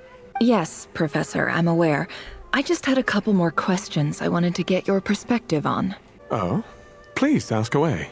Well, I saw the other students' problem sheets, and I couldn't help but notice that my assignment is much easier than theirs. Do you really think I'm a weak student? A weak student? Goodness, no. Quite the opposite. You have a sharp mind. Almost too sharp. I think what you're saying is, a weak student wouldn't have noticed the discrepancy. And if they did, they certainly wouldn't complain about the lighter workload. You see, sharp as they come. You see things the way they are. And I'm sure you know why they're like that. Because of where I come from. Because I'm different. I'm sorry, Nefer. I don't like it any more than you do. Anyway, you said you had a couple of questions? What's the other one? I wanted to check.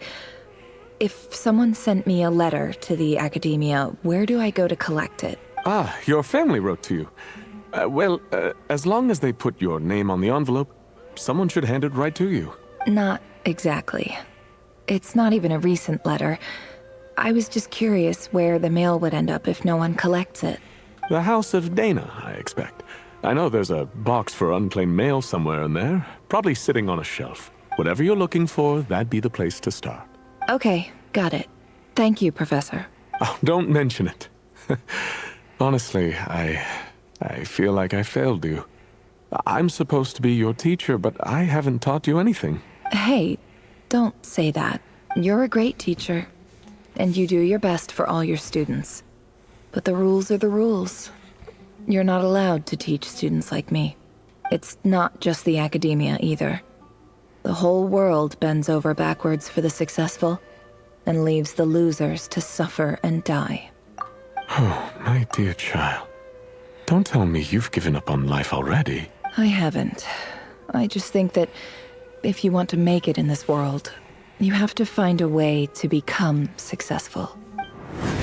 This must be it. A big cardboard box full of unclaimed mail.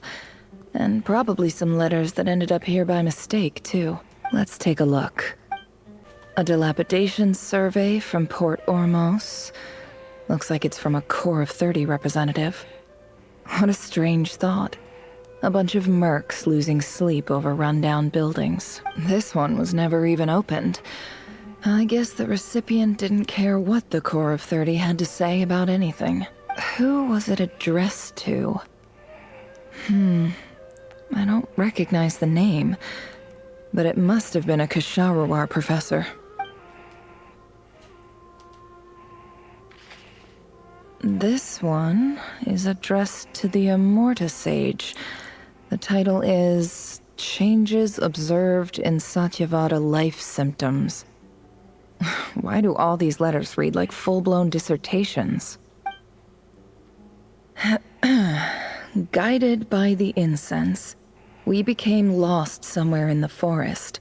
All the barriers between levels of consciousness disappeared as our minds soared around in circles, looking for a branch to seek refuge on. In clinical terms, these symptoms fit the description of incense poisoning. The Immorta Darshan strictly prohibits the use of hallucinogenic substances, but I believe there are still people getting away with it. For example, my neighbor who always breaks out into song and dance after using incense. This seems like something the academia would want to know about. Why wasn't it collected? Wait, what's this written on the back? It's so small. The note says, "The sender authored this letter while under the influence of mushrooms." What? I would send it back, but no return address was provided. Stamped by the Grand Conservator of the House of Dana.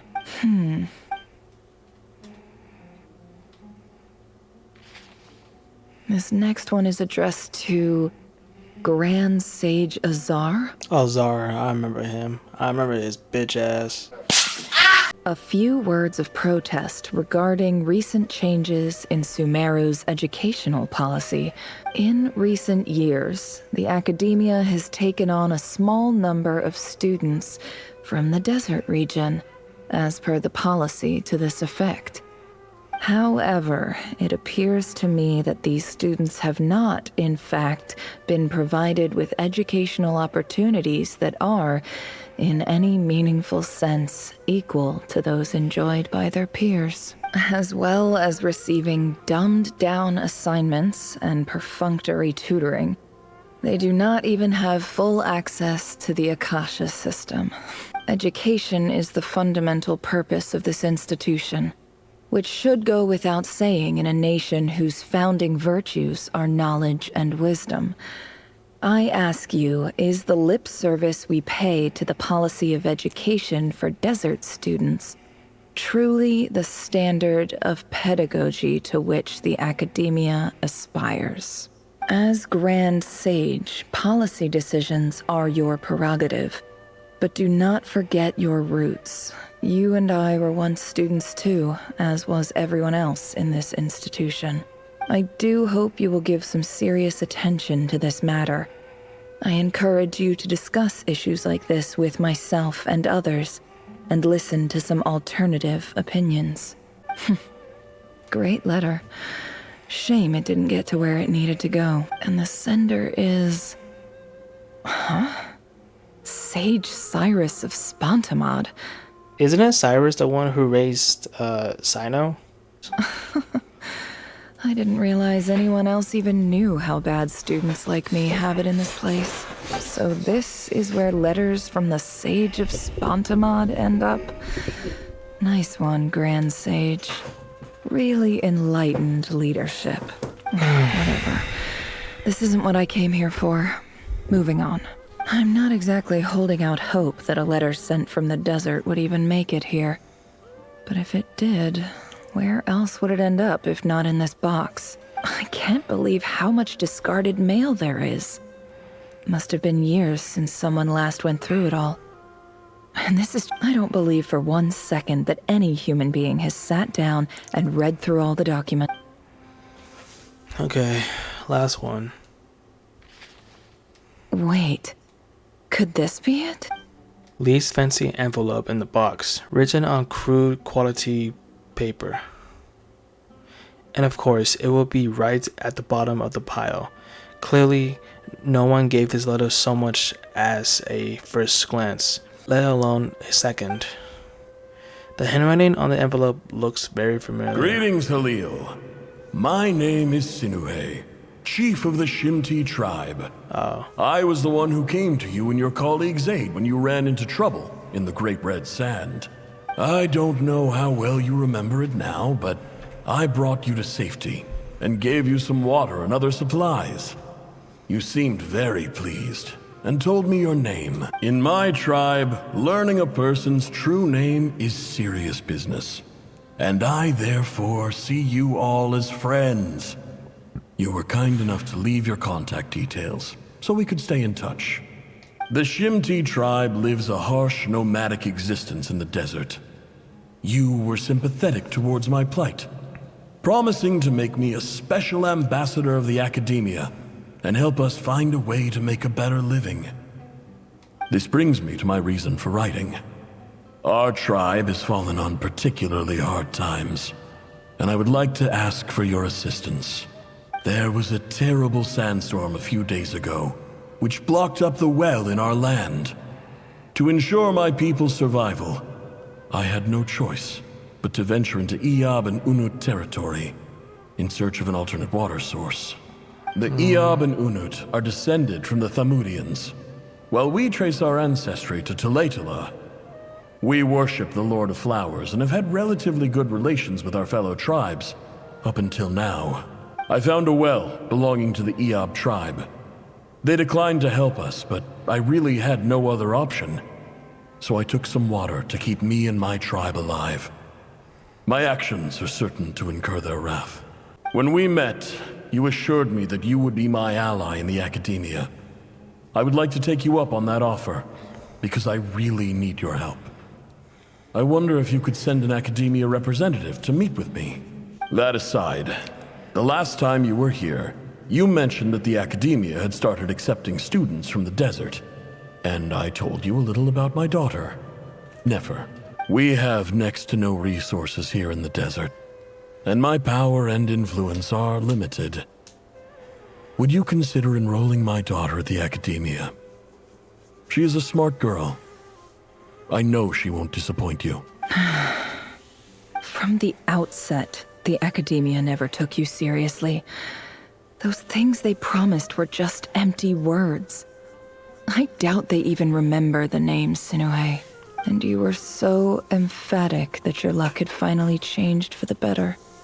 You swore you'd lead us to a better place one day. You spoke with such conviction, like you were the most powerful chief in the whole desert. You liar.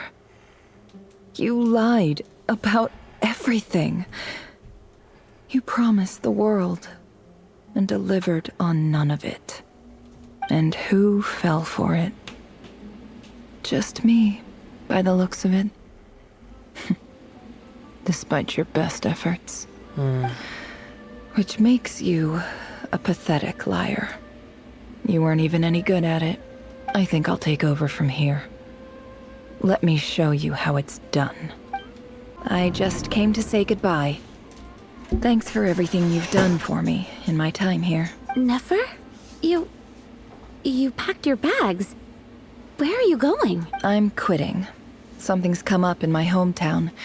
Gonna head back and deal with it. Huh? But this was a hard-won opportunity for you.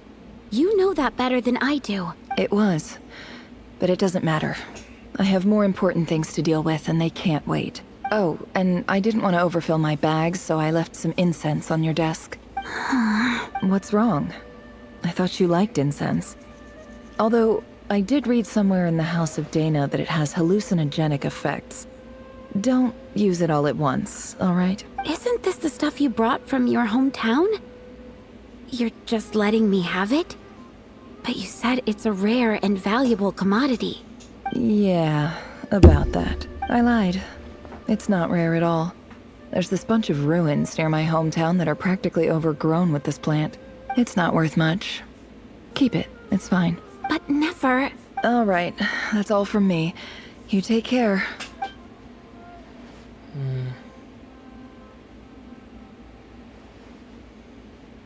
Don't forget me, okay? I mean, we're more than just classmates, right? We're friends. Yeah, I'll remember you. I lied again.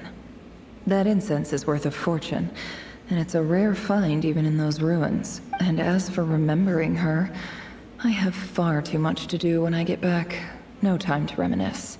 I'll be lucky if I even make it through this alive. But either way, I expect I'll forget you pretty quickly.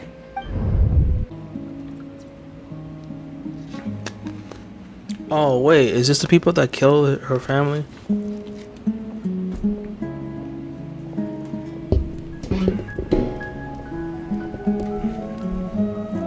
It's a pleasure to meet you, Mr. Arif. So, what does the Academia want?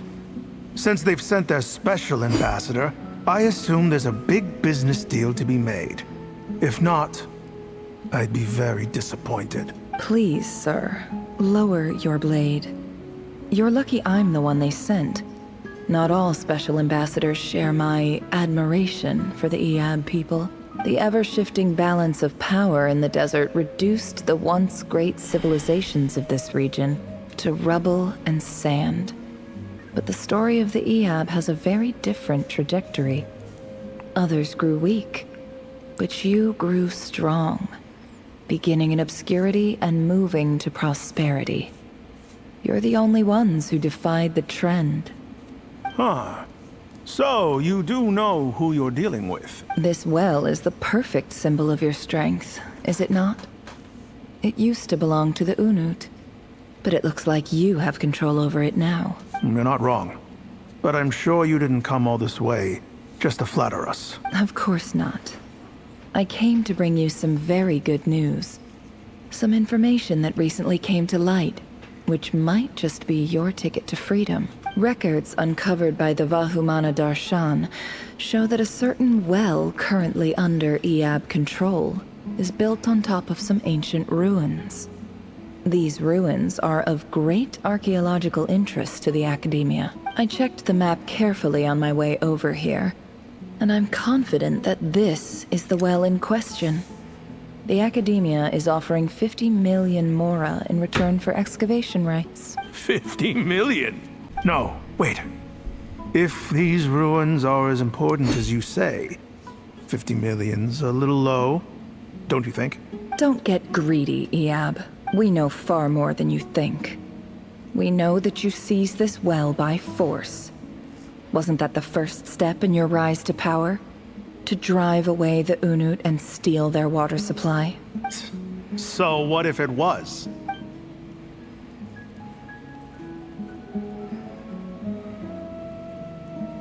Don't worry. As unscrupulous as it was, it's something we're willing to overlook. The Academia is only interested in dealing with the de facto power holders in the region. I hope I am making myself clear. And I hope your words are the truth. If I find out the Academia is trying to play me, I'll hunt down every one of your people and make you watch as I cut their heads off one by one. I assure you, Chief, that would not be in your long-term interests. You don't want to make an enemy of the Academia. You see how I'm dressed, don't you? I appreciate that you've never been to the rainforest, but surely even you recognize an ambassador's attire when you see it. And what does a barbarian like you have to lose anyway? You really think the Sumeru Academia would bother to come all this way just to lie to you? We have more important things to worry about. All right, I take your point. The Academia is the highest authority in the land. I'm sure you're trustworthy people. In that case, we have a deal. We will sell you the excavation rights. I'd like to thank you, Ambassador. This is good news indeed. Excellent news. In fact, it calls for a celebration. Would you do us the honor of staying a while and enjoying some Eab hospitality? Gladly. I am partial to wine myself, and I trust you are as well. So let's indulge in a few drinks together, in celebration of this momentous occasion.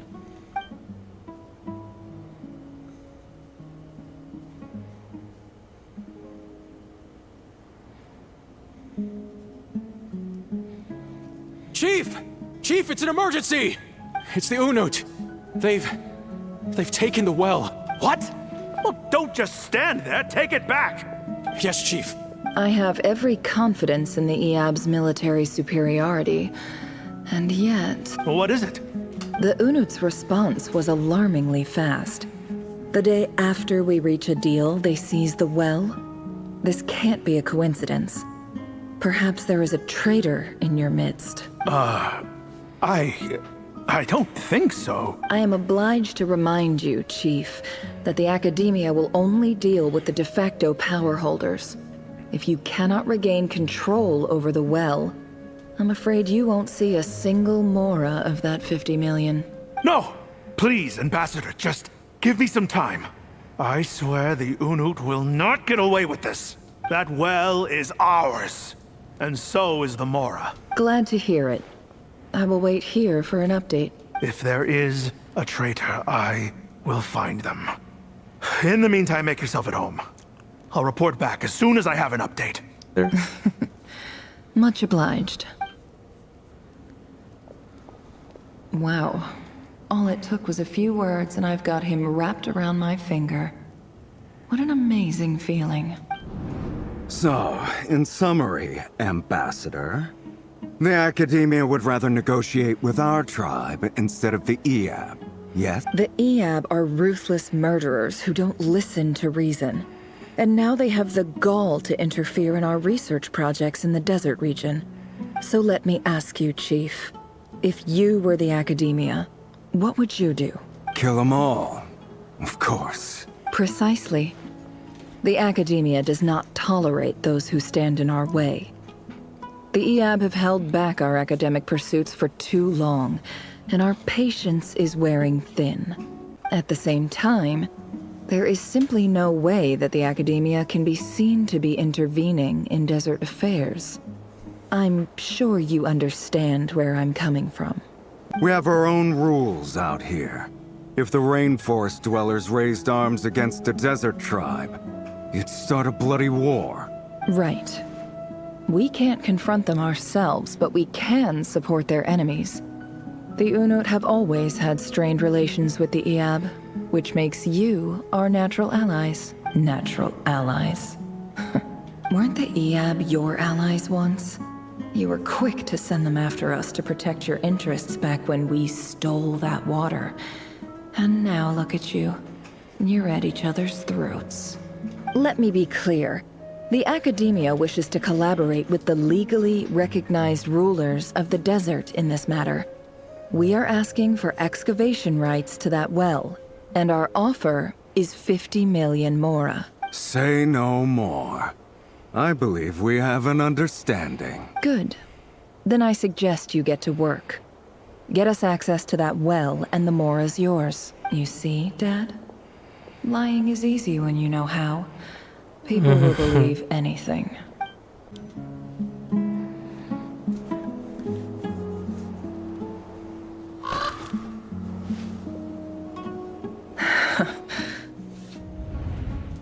Oh.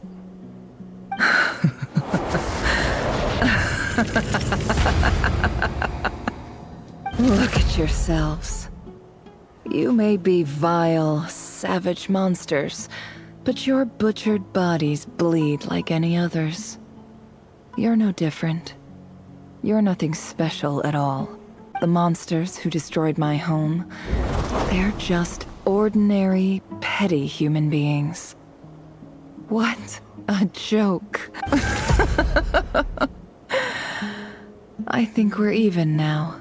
Maybe I've even done the desert a favor. It's a better place without all these people around. Oh, Sinuhe, my gullible fool of a father. Perhaps if you'd been as ruthless as I was today, our tribespeople would still be alive. In this dog-eat-dog world, a chief needs to be tough to survive. But you couldn't do what had to be done. So I did it for you. Nefer, it's okay. All of this is in the past now. I believe I remember you promising to remain silent. Yeah, but even so... Yehoda, is there anything you can do to ease the tension? You got this, Yehoda. It's your time to shine. Alright, time for a sharp turn onto a completely different topic. So, anyway, that's enough of that. When are we getting out of this place? Feels like we've been walking forever. I'm getting pretty tired. Oh, Alma, you tired? Yes. If we can find somewhere to sit down, I could certainly do with a rest. It's not far now. There should be a temple just up ahead. Is this situation about to reach a conclusion? Yes. Really? A temple? That's where this story ends? I guess that's how things go in the desert. I've been to a similar place with a friend from the desert before. Desert dwellers can never escape their destiny. Or so everyone says. I never wanted to believe it, but looking back now, I'm as desert as they come. You mentioned a temple. What's waiting for us there? My biggest trade secret of all. Ah. Then I'm guessing it's where you got your power from. The power to peer into other people's minds. I didn't know you were clued up on any other religions. I'm no expert in the history of Sumeru, but since you come from the desert, I would imagine it has something to do with King Deshret. And the 7 pillars who serve him. They are major figures in the desert belief system too. Sounds impressive. I have some friends with connections to this stuff, specifically with Herbanus. Oh, I know who you mean. General Mahamatra Sino. The spirit of Hermanubis dwells within him. That's Boss Neff for ya. She knows everything. Sino's hardly a figure of obscurity, but I know about Sethos too. What about him? Is he a big deal or something? Well, he's not a small deal, let's put it that way. You sure know your stuff. Please, this is the bare bone basics. Save the flattery. Thanks for your patience, everyone. I'm sure it's been a lot to take in. With any luck, that's our exit just up ahead. Sethos story quest.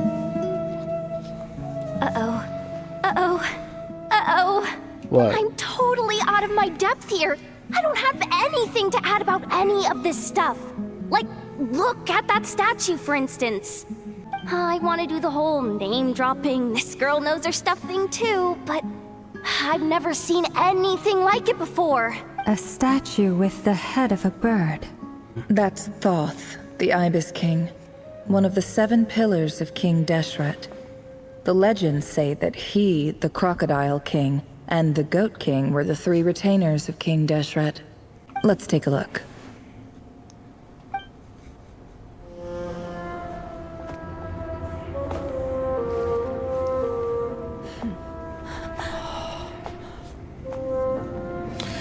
I'm sorry, are we still in the same act or what? Who that? Oh. Oh, it's the cat. It's just Ashru. So, all is well?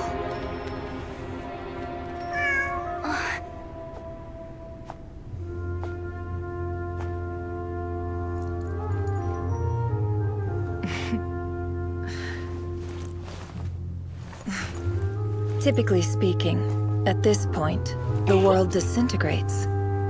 Then we find ourselves back in the outside world.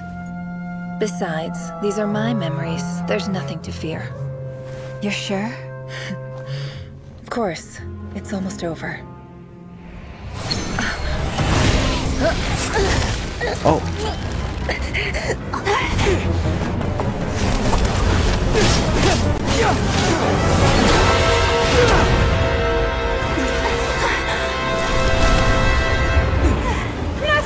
Hold on!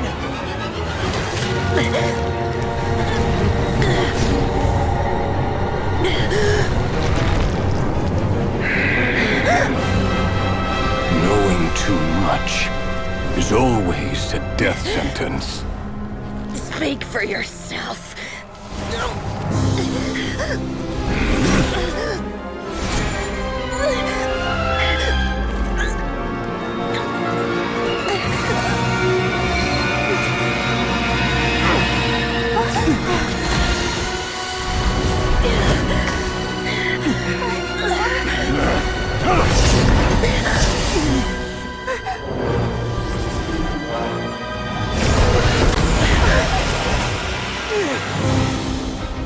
How repulsive.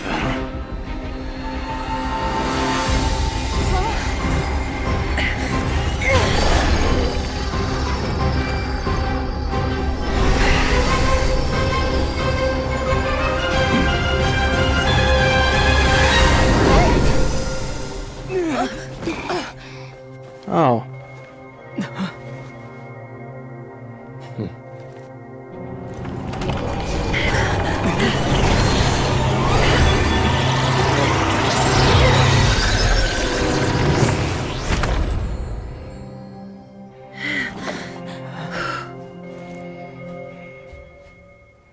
Timed that pretty well, didn't I?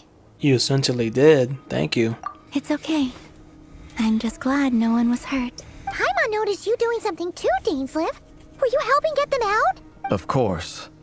When I asked Nefer to conduct this investigation, I was not naive to the dangers involved. I had a duty to ensure your safety. Good to know your sense of justice is still intact after all these years. I take that to mean that you saw the truth. That comes as a great relief. I certainly did.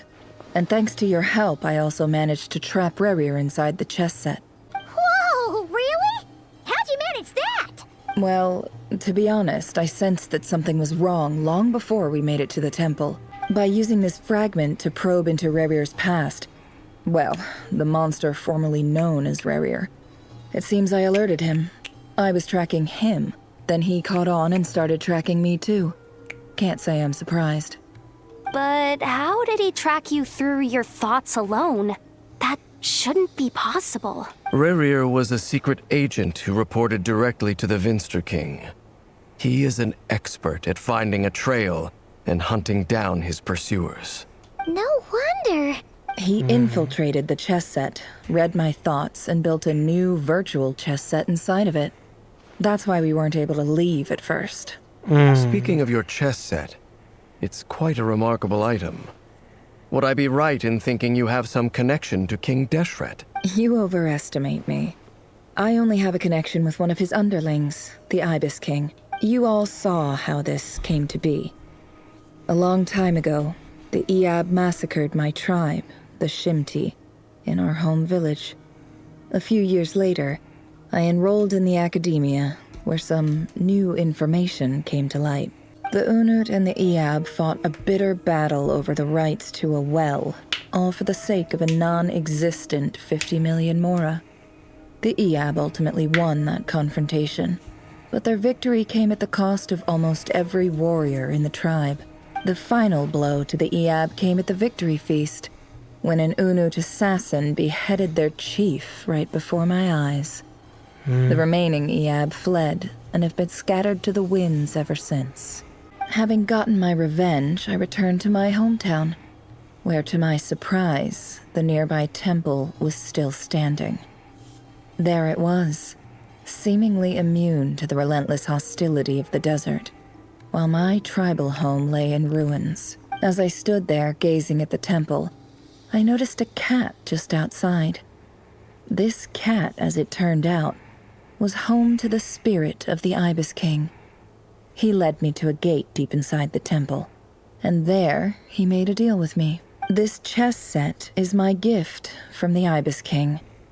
The chessboard within is made to the same specifications as the one in the mausoleum of King Deshret, and represents his power of piercing analysis.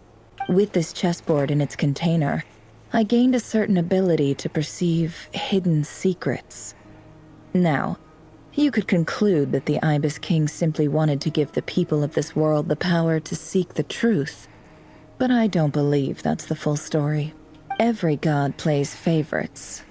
Their hearts are as fickle as any human's, full of secrets, perversions, egotistical tendencies. But precious few gods are willing to admit this. It is the same with all powerful forces, including fate itself. Their gaze falls preferentially upon a select few. As you rightly point out, this is an act of favoritism. If you're alluding to the Abyss, then yes, I agree. Gather the others. It's time to share everything I've learned.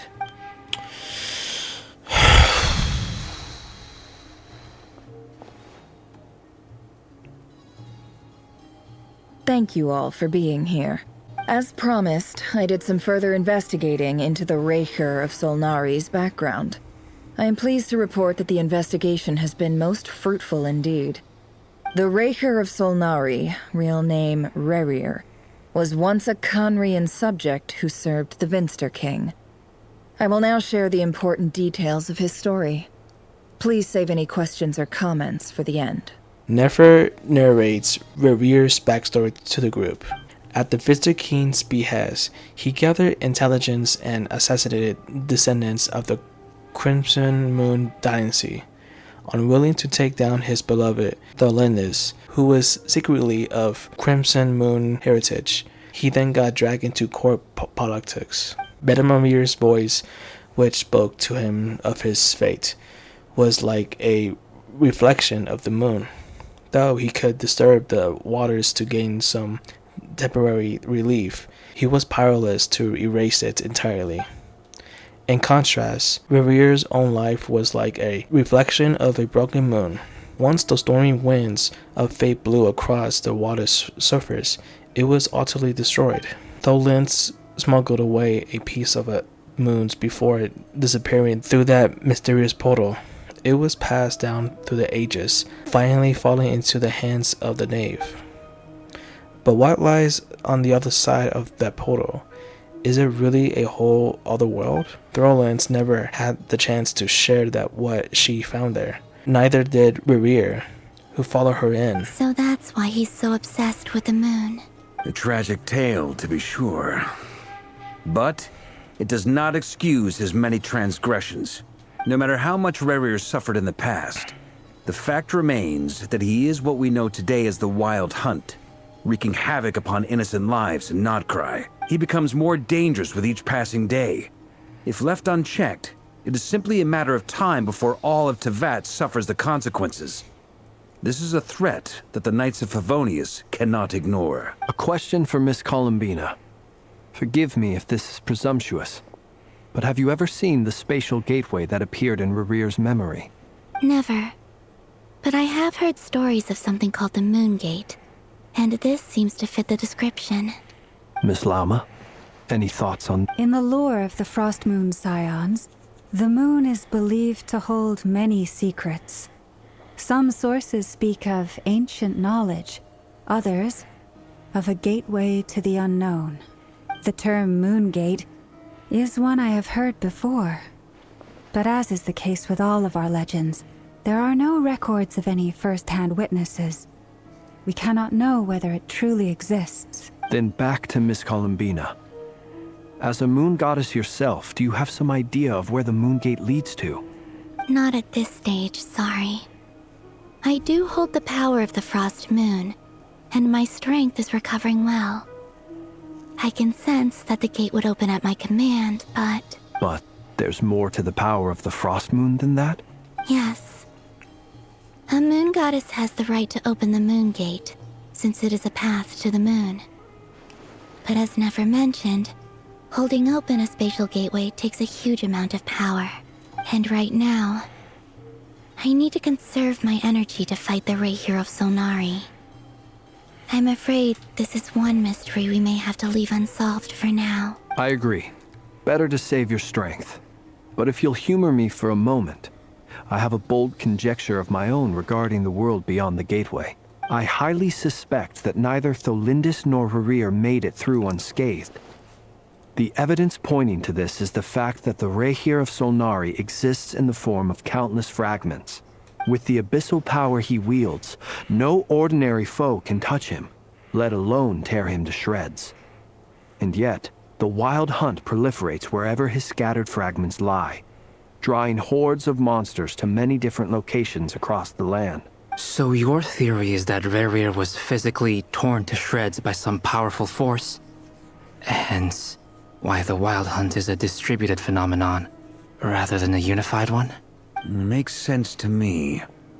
Explains why the Wild Hunt is so pervasive, and why he's been trying to piece himself back together. He was whole to begin with, and he wants to be whole again. Without the power of the Abyss on his side, he almost certainly would have perished the moment he was torn apart. But the Abyss, much like a curse, has kept him alive. I could not agree more. The power of the Abyss is most surely a curse. It is a compelling explanation, and one that accords with my present understanding of Abyss creatures. Whether the life form in question is primitive or advanced, if a curse has extended its lifespan unnaturally, it will continue to survive in spite of everything. This raises some interesting questions. I will run some experiments and see if there is any validity to my suspicions. That being said, regardless of whether my research bears fruit, I would like to thank Miss Nefer for conducting such a thorough investigation. Already, it has greatly enriched my understanding of the entity we face. My pleasure, Mr. Albedo. I too hope that the information I have shared today proves useful as we look to formulate the next stage of our plan. Hey! What is it, Dainsleif? You look really upset! It's just... when I think of the man I once knew as Rerir, I struggle to understand why things had to turn out like this. The two of you used to be friends, didn't you? I don't know if these words will bring any comfort, but my heart goes out to you. Mine too. We could never know all the hows and whys of the way things are. The moon and stars are full of untold secrets and lies. And the skies are host to many more mysteries than these alone. Yet, none of that can begin to compare with the complexity of human life. Those are the first comforting words I've heard in a long time. Thank you, both. Well, I think this is a good place to end today's meeting. I'm sure Nefer needs some time to recover. She's been through an awful lot today. That's very thoughtful of you, Llama. Of course. Sounds good to me. Take some time to rest and digest before we reconvene to nail down a plan.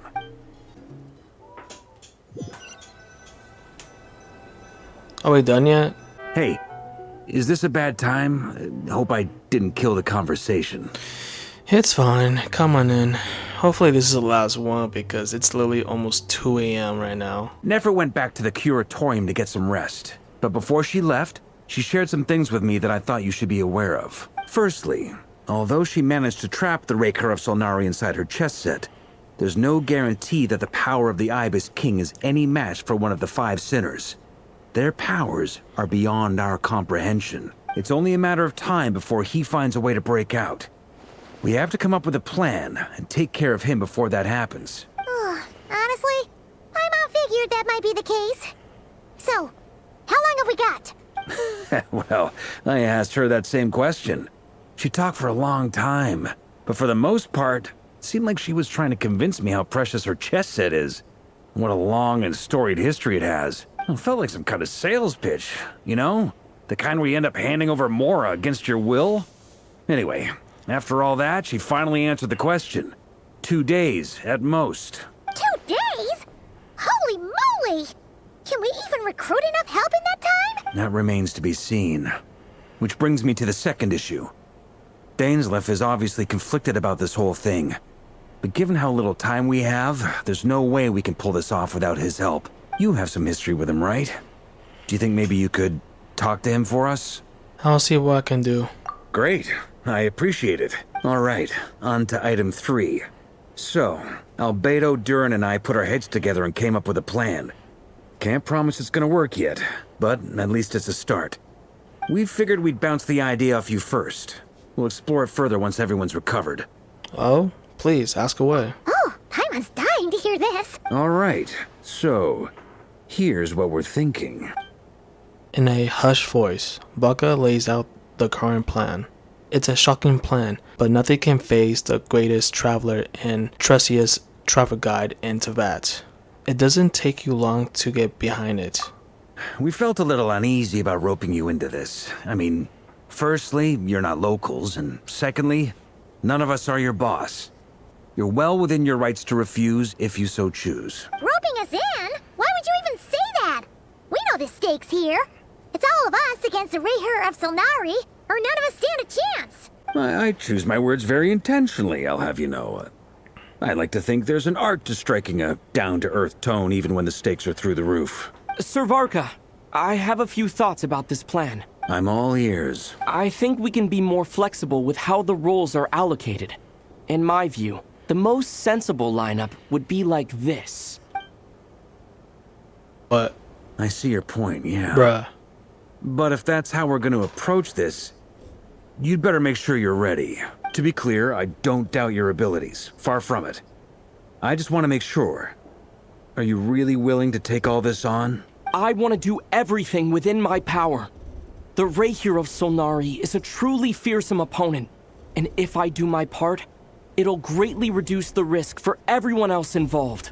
Well, that tracks with what I've heard. Jean's mentioned in her letters that you're so diligent it's almost abnormal. As in, most people weigh up the risks and rewards in situations like this. But you seem to just march towards danger without a moment's hesitation. Of course, everyone appreciates a fearless pioneer. But all that aside, I'm the Grand Master of the Knights of Favonius, and you're our honorary knight. I want to make sure your courage doesn't come at the expense of your safety. Thank you, Sir Varka. I should be the one thanking you. It means a lot to have you on board. I'll give some serious thought to your suggestions. Bugha gives a very knightly bow and says he'll see you at the hotel again later. He has arranged for everyone to meet and finalize the plan of action. In an effort to lighten the mood, he booked out the hotel for this meeting so you could all chat over a drink. As the moon rises in the sky, you and Paimon leave your room, discussing whether Paimon has any other options than fruit juice. Everyone is already there waiting for you. They're chatting and smiling, clearly. The rest has done them good, as well as the existing crew. Some unexpected help has arrived. Still, you remain conscious of the fact that the future of Notcry rests on what is decided tonight. So many lives are at stake. You may never meet most of them, but whether they know it or not, all of them are counting on you. Are we done? Oh my god, bro. We're not done yet? Oh my god. Okay, you know what? I'm going to continue this another time because it's literally 2 in the morning. No, seriously. It's 2 in the morning. I hope you fall off that fucking swing and snap your fucking neck and never recover and live your life as a fucking vegetable. Alright, it's 12:41 p.m. and I'm gonna finish this shit. This is a thorough plan, but I do have one last question before we take action. How can we be sure that our enemy won't leave the designated area? Great question. Albedo's been hard at work analyzing Rerir and the Wild Hunt's behavioral patterns. His conclusions are as follows. Firstly, from the earliest known confrontation until now, Rerir has never displayed any ability to manipulate the dimension of space. So it's unlikely he has any power in that domain. Secondly, he seems to have a particularly strong vendetta against our group. If we put him in a fight-or-flight situation, he'll choose to fight every time. Thirdly, finally, and most importantly, he is consumed by hatred, both for the moon and for his enemies. Turns out, we tick both of those boxes. We have a reincarnated moon in our ranks, and a spy who accessed his private memories without permission. He'll be baying for blood, not looking to escape. As someone who's had their fair share of interactions with the Wild Hunt, those all seem like valid observations to me. Understood. Then I will defer to the verdict of the group. Well, everyone, that's the plan in full detail. Albedo and Durin are carrying out their part as we speak. Plan approved. Scheduling. Okay, any firepower you need, I got you covered. Let's light this baby up. The Frost Moon Scions are behind you as well. And the rest of you? Mm-hmm. No objections? Oh wait, Dora's here. All right, then it's settled. This is the plan we're going with. Next up, an old tradition of mine. Anyone who wants to back out, now's your chance. Wait, we can still back out of this? Everyone says things they regret, right? I don't want anyone feeling trapped because their mouth said yes before their brain had time to think things through. A very people-first approach. I hear that's common practice in the Knights of Favonius. Heh. Who'd you hear it from? D-Luke? Huh? Shh. What? We don't use people's real names at work. This contact will be known only as Owl, please and thank you. Owl? This plan can only work if everyone does their part. Flint's and I will absolutely support it. We shall indeed. You'll be glad you accepted our help. Also, you are the last person I expected to see here, Miss Dory. It's not often I get called Dory in a work context. My peers usually call me Lord Sangamabe. So, the longer your name, the higher your net worth. Is that the idea here? In that case, Mr. Flint's here must be worth a fortune. That's right, I know your full name. It's... The walls are thin here. I'd appreciate you keeping that a secret. Okay, fine. I'm actually only here as a favor for someone else. Do you have any idea how much it would cost to hire me otherwise? Oh, does this mean someone out there actually has the power to boss Dory around? It most certainly does not. We have a long-standing and mutually beneficial business partnership. She's actually the mom of a friend of yours. Skirk? Said mom supplied me with a great little trinket, but now that lady's ruined everything. If I don't start building a little goodwill now, my whole business in Notcry is gonna go down the drain! Okay. So what exactly is so special about this pendant? It's a lucky charm that a great mage made for me. We have a business relationship, and she was worried that something bad might happen to me. So I finally got it all fully charged up with Kuvaki, and then never went and used it all up at once! Never lost so big in my life! You're right. It was all my fault. I didn't mean to drain all the Kuvaki in the pendant, but I'll make it up to you. You will? Well, in that case, how about you give me your chess set, and we call it even? That's probably not a good idea. I knew you'd say that. Well, it's yours if you want it. What? In fact, take it now, and I'll even throw in a free Raker of Solnari. Deal? You're putting me in a difficult position here. It's a very useful thing to have around, but I have a funny feeling it won't be around much longer. I guess we'll see in a couple of days. Looks like bankruptcy for me. Hey, don't be so pessimistic. See this through and you never know. You might find a new business opportunity on the other side.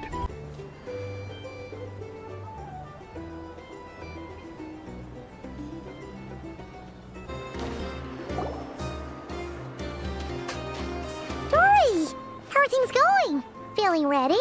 Oh, I was born ready. We only have 2 days. You think Lord Sangamabe would let an opportunity like this slip by? Don't forget, when something's in high demand, the people with the goods on hand get to charge the highest price of all. Even higher than the sellers taking advance orders. Ta-da! See? It's right here. Ah, it's so pretty. Did you make it? I had no idea you were so skilled with your hands. No, I have a supplier. We go way back, so he made me a very attractive offer. Aha! No wonder you were talking about lucky charms at the meeting. You've been getting Kave to make them for you. Oh, Kave. That's not the full story. It actually started a while back as a project between me and the Dendro Archon. Oh. Mage Alice once warned me that this world won't stay safe forever. There may come a day when everyone faces a great crisis. I passed this on to the Dendro Archon, and she secretly brought together a research team made up of Sumeru's top scholars to invent a technology that could keep people safe. I won't go into the details because it's all very complicated, but if you want to know more, you can ask the Dendro Archon about it sometime. Anyway, point being, it was the Dendro Archon who asked Kave to build this little contraption. As one of the top Kashara War talents, he was the obvious choice. Took him long enough. He stressed over it for ages. He must have gone through at least a dozen designs before producing a final product. Yeah. But that's Kave for you. And then after finishing it, he goes to the tavern and drink until he gets drunk. Classic Kave. Marak delivered it to me a couple of days ago, along with a letter from Kave. Could I ask why I'm sending this technology to you? And what's your proposed use case? Has it been approved by the relevant authorities? So nosy. My fault for sending him the research permit to begin with. Surely Nahida must have told him you were involved in this project. He was probably just nervous because you're always so secretive about your business. Could be, could be. Anyway, I just replied, let's hope there never has to be a use case, because it would involve grave danger. Fair enough. But it sounds like he was just being cautious. He probably felt responsible as the one who made it. Or maybe he was asking as a favor for his housemate. He's done that before. Not sure why, though. His housemate doesn't seem to really care that much about this kind of stuff. Either way, all's well that ends well. I'm just glad to finally have my hands on the product. I wouldn't want to be without it, given the potential dangers that lie ahead. Huh? What does that look mean? Paimon's just super surprised. This must be the first time we've ever seen you actually get serious about something. Yeah. Well, A long time ago, I made a promise to myself. Here we go. I promised that I was gonna live every day of my life with a big beaming smile. Obviously, Mora plays a big part in that. But there are always gonna be times in life when you have to give something back. That could mean paying back a debt, returning a favor, or showing some kindness. Alice has been a huge help to me over the years. She was the first investor I ever had. And I want my investors to know that Lord Sangamabe is the best in the business. And more than that, no one knows what the future will bring. Whatever happens, I want to make sure the Dendro Archon and all of Sumeru is prepared to face whatever comes. Anyways, back to the pendant. You never intended to ask it for it back, did you? Oh, that? I was just making sure Nefer and I are square. Don't be thinking it was some sort of benevolent act. I'm no saint, so don't treat me like something I'm not. My priority is doing the business that I want to do. So long as my conscience lets me, but it usually does. That's the Lord Sangamabe business model. All right, if you say so. I do say so, and that's the whole point. I'm a businesswoman. Don't go trying to figure out what kind of person I am. You'll exhaust yourself. Much easier for everyone involved if you just take my word for it. Oh, and could you two help me get this stuff where it needs to be? Thanks so much. You're my favorite assistants.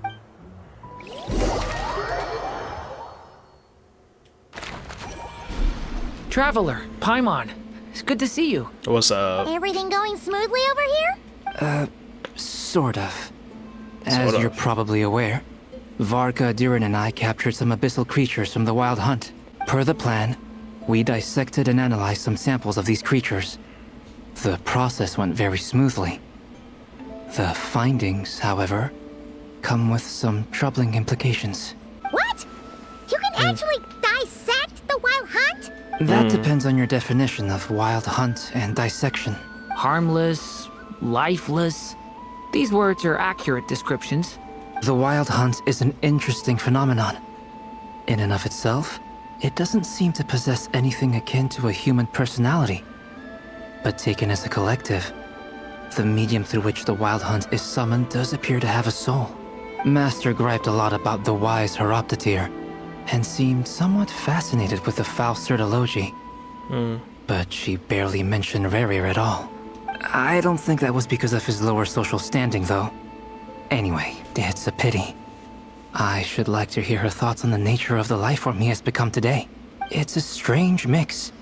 The furious energy of an abyssal being channeled through a fractured physical existence.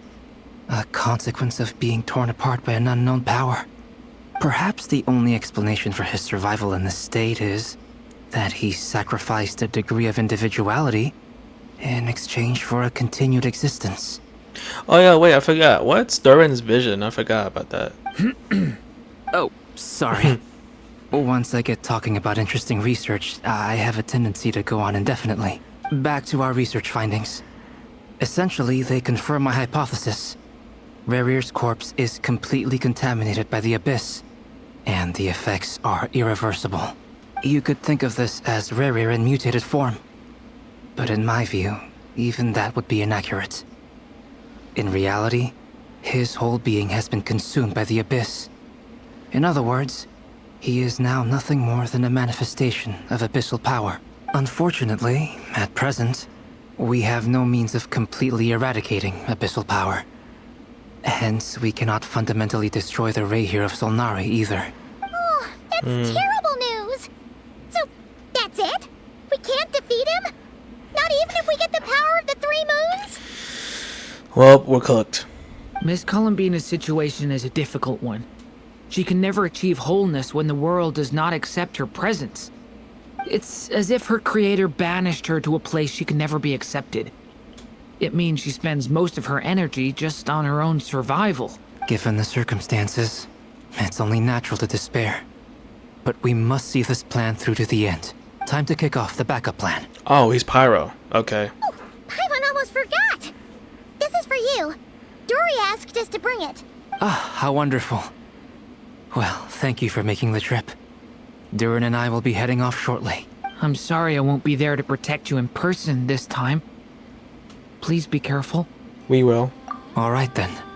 Stay safe.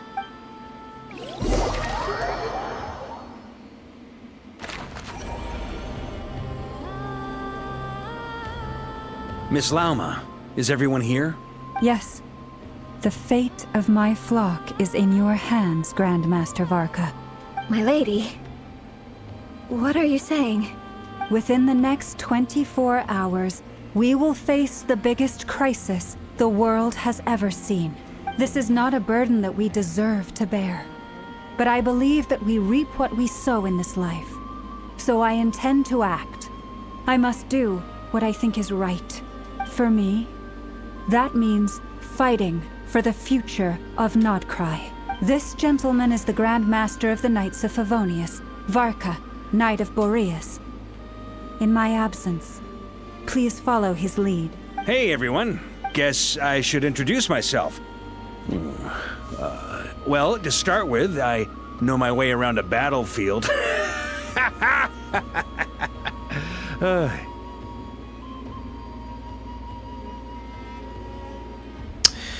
Alright. Biggest strengths are honesty and hard workingness. Anyway, point is, I don't intend to let Lauma down. I'm gonna do everything in my power to keep every last one of you safe and sound.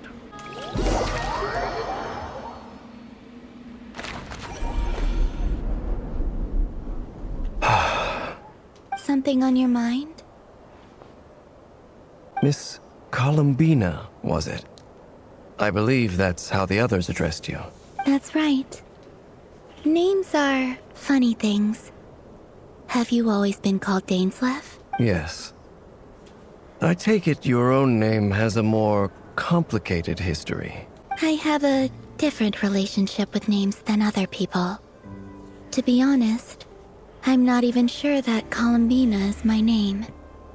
At least, not in the same way that Dainsleif is yours. But it's what everyone calls me, and I go along with it. A lot of my life has been that way. I get so used to things that I forget to question why they are so. I never used to think much about where names come from, or what they mean to people. Maybe something's wrong with me.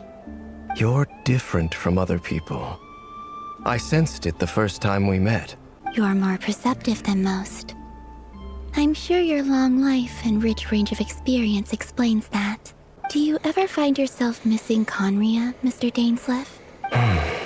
Difficult to answer. I have dreamed of the past many, many times. Sometimes I'm fighting tooth and nail. Other times I'm lying on the ground, defeated. I don't recall any happy moments from that time. It has been too long. Is that because hatred survives longer than love and affection? That would not be for me to say. I make no excuses for the grudges I bear. But whatever the reason, I remember little that was beautiful or sentimental. Thank you for your help with the Rerir situation. Without your efforts, I never could have learned the hidden truth of his story. You're welcome. I know he's your friend. Friend? He betrayed me. And I never really understood what he was going through in life. Some friendship, that is. Okay. So, do you plan to fight him with us? You see, you're torn. Now you know what really happened. You see the things he's done in a new light. I need some time. Of course. I completely understand. Anyone else in your position would feel conflicted too. It's actually kind of rare to see Dainsleif early on in the story.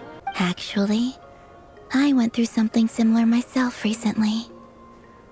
Something happened that changed my perspective on a situation.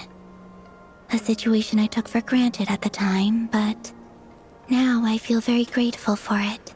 You mean the Harbingers who still support you, even though you've left the Fatui? Yes. I always thought they were only helping me because Harbingers are forced to work together. But then I abandoned them. A warrant was even put out for my arrest. And even now, they still support me. Which means I was wrong about them all along. Clearly, they view you as a friend. I feel a little guilty now. I regret not seeing her help for what it was, and not treasuring it. I see the guilt that you're feeling now, because I feel it too. Hopefully, talking about it will do us both some good. Have you noticed that the Traveler and Paimon are over there? I think they've been listening. Huh. Yeah. Shall we say hello? Sure. Hello. Ah! They caught us! Sorry, we were just concerned about you. I apologize for making you worry. No doubt you wish to know where I stand on the plan to take down the Recher of Solnari. I'm afraid I need a little time, but I will seriously consider joining you. You will? Oh, thank you so much! Everyone will be so grateful to hear that! They needn't be. This was something that I was going to have to face up to eventually. That doesn't matter to them. They're grateful to you regardless. You can't control their gratitude, so just accept it. And then, have a think about whether you're willing to join us.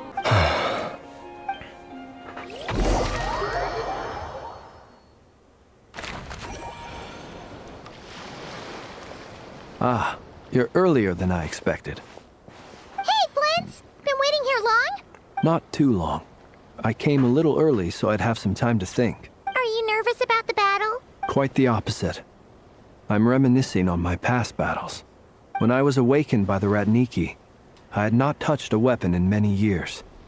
I felt like the battlefield was not where I belonged. But after waging war against the Wild Hunt for so long, I came to realize something. A life of absolute peace is simply not a possibility for me. My restless flame indicates that somewhere inside of me, there is a deep yearning to root out the evil in this world. Oh, that doesn't sound like such a bad thing. I agree. Well, in the past, when I was a Fae whose primary concern was hibernation, it was hardly ideal. But it certainly serves me well here in the present. And I am delighted to be able to join forces with you in this endeavor. Looks like I'm not the first to arrive. Ah, Miss Lauma. Did you sleep okay last night? I struggled to settle down at first, because of the nerves. But don't worry. I got enough sleep in the end. I'll be just fine. Well, thanks for everything. Please, I'm just doing my part. Never! Over here! Aino asked me to relay a message. She said Anefa will be on high alert and keep a close watch over all secondary districts where defense is required, providing support as necessary. Meanwhile, Aino herself will provide range support to us directly, using her latest invention. Excellent. My thanks to all involved. Uh-oh. The chess set's looking a little unstable. It won't hold him much longer. We should be prepared to engage at a moment's notice. No sense sitting around waiting. Let's make the first move while we still have the option. I agree. Paimon, find a safe hiding place. Got it! Be careful, Traveler! I will. Alright, let's go. Everyone, take your positions as soon as the battle starts. Every ounce of strength we have in our bones, let us bring to this fight. Ready? Let's go. I've seen all your futile ploys before. You have become the authors of your own demise. I wouldn't be so sure about that. You are merely a moment of sport before I tear down the moon. Oh. Oh, shit. The moonlight betrayed you. Yep, you too.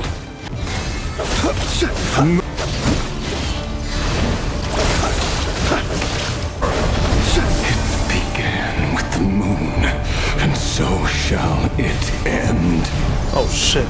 The moon will protect you. Do you see now? Vanir, when will it be as you foretold? Lauma! Can you hear me? Hold on. Silence. Destroy destroyed, reborn. But at least I know they're still there. I need to focus. Stick to the plan. Remember my most important task. Just keep stalling him. If I can stall him for long enough, the moment will come. Oh.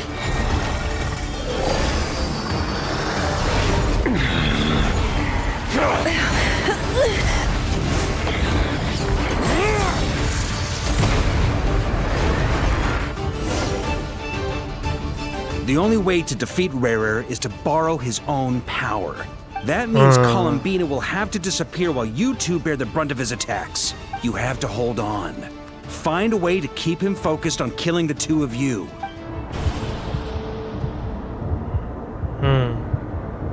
Never! Your eyes are bleeding! Oh. Soon you will be powerless to resist. And then, I will reduce you to dust. But that dust will plague your memories. Come on. Keep holding on. Any other tricks up your sleeve? Let's see them. As entertaining as they are. You've backed yourself into a corner. You don't fool me.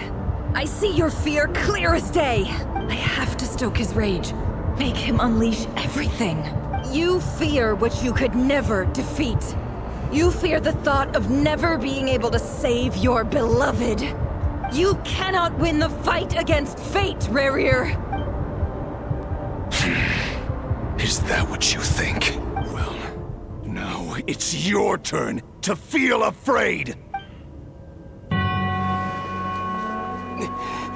You fear the sound of your own name? Is it us you hate? Or is it what you've become? Let's see what becomes of you!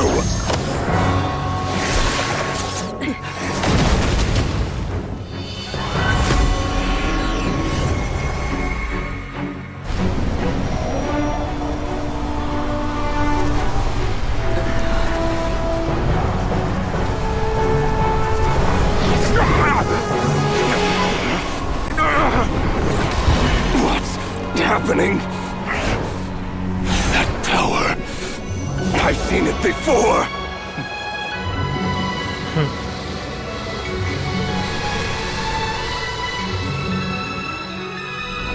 His power is on another level. We'll need to use an alchemical array to convert his power into a usable form. Then quickly channel it into Columbina, rendering her powerful enough to compete with him. I'll join you. I can help. If I release enough abyssal energy into a confined space, it'll create a potential difference, allowing us to extract a huge amount of elemental energy. Next, I'll synchronize with everyone's minds using Pyro, then give you temporary access to their abilities and fields of view. But it won't last long. Can you see? Well enough. So, we have a student of Gold Rheindotter in our midst! How about that?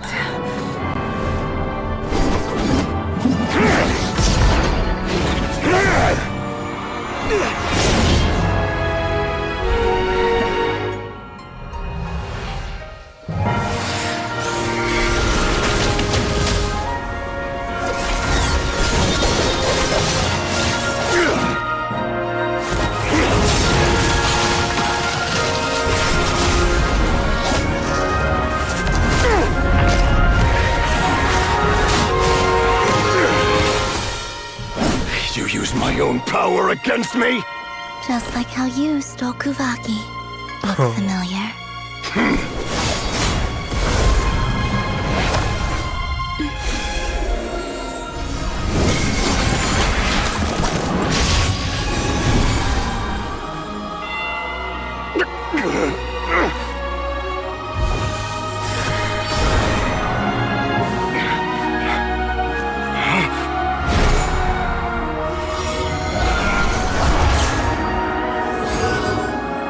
Don't you realize? You don't have the power to hold that gate open! I don't, but someone else does.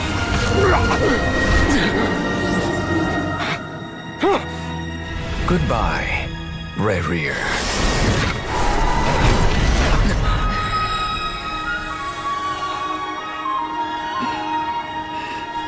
We won.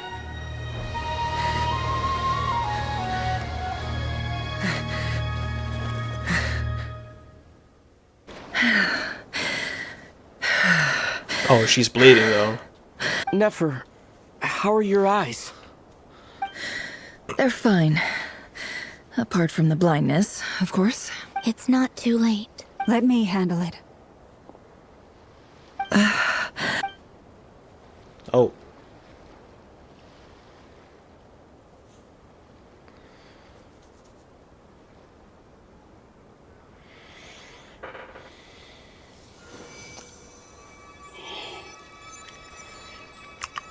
Miss Nefer.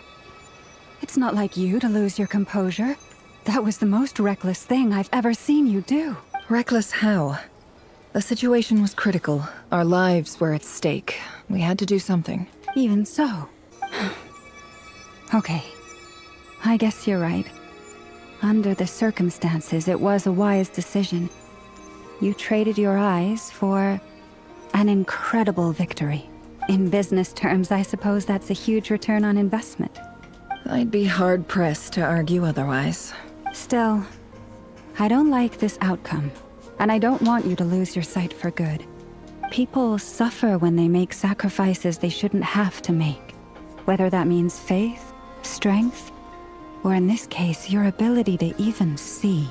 I had hoped you could win without sacrificing so much as a single hair on your head. Thank you. Really. All done. Don't try and open your eyes just yet. We'll see how you're doing in a couple of days. Until then, please follow your recovery plan to the letter. I'll send full details through Yehoda. For now, just get yourself home, relax, and rest. My dear friends, we have fought bravely and achieved a spectacular victory. A dark cloud has been lifted from the skies of Nodcry. All in this land will be grateful for what you have done. The moon will remember this day. Thank you. Jehoda shows up and helps Nefer get home.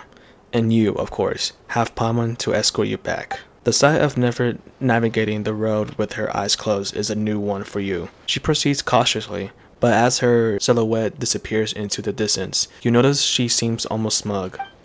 There's something I want to let you know. What is it? When Durin connected everyone's minds so I could access their powers, I also felt everything they felt. And since Nefer's eyes were injured, my eyes are hurting now too. Hold on. Let me try. I only feel the pain. There's no actual damage. I just thought I should tell you. You're right. There's no damage. That's a relief. But I must say, I'm surprised to hear the Kutar share something like this with me. In the past, you never used to open up about yourself. Things are a little different now from how they were. I'm learning to share how I truly feel with my friends. Friends? You have no idea how glad I am to hear that. You can't help but break into a smile at the word friends, as a warm and fuzzy feeling fills your chest. One by one, your fellow teammates report in to inform you that everything is under control. At Lama's insistence, you'll lay down. You fought on the front lines against Riviere, and now you need rest.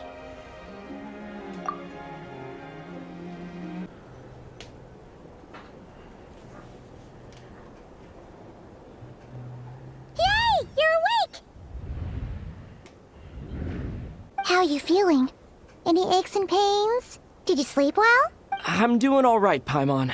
No need to worry about me. Phew! Well, that's good. Paimon's been sitting on the edge of the bed worrying about you for ages. You slept a whole day and night. Poor Paimon had to eat all by her lonesome. Glad to hear you didn't starve. How was the food? Well, it wasn't the same without you there to share it. Honestly, Paimon just can't relax when you're not your usual self. She couldn't enjoy the food and settle down to sleep. Well, I'm back to normal now. Oh yeah, swung by earlier.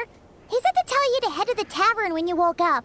Barker and the others are organizing a victory feast and they want to celebrate with you. He also dropped off some medical supplies, but you seem fit as a fiddle, so guess you won't be needing those. If you're feeling up to it, let's head over now. Wouldn't want to keep them waiting. Alright. Oh, wait, no. We're here! Oh, Traveler and Paimon! Perfect timing! We were literally just saying how there's no way we're holding this victory feast without you any longer, and we would have postponed it till tomorrow. How are you feeling today? Much better. Thanks. Don't worry about me. Relieved to hear it. If that changes, just let me know. Happy to check you over at any time. Yep, we're here for you. Anything you need, just let us know. Oh wait, where's Nefer? How are her eyes doing? Nefer's right over there. I'm sure she'd love to catch up with you. Hello, you. Recovered from the battle? Mostly recovered, thanks. I'm touched that you ask. Come on, what do you mean? Of course I'm gonna ask. I care about my friend's well-being. And we are friends, aren't we? Get yourself a drink. You've more than earned it. In fact, today, your drinks are on me. Lord Sangama Bay's got you covered. Wow, really? Oh, cool. What about Paimon? Has she earned it too? Well, you haven't been through quite as much as the Traveler, but... Damn. What the heck, sure. Yay! Wow! Drinks on Dory! What a historic day. Hey, keep your voice down, or everyone else is gonna want in too.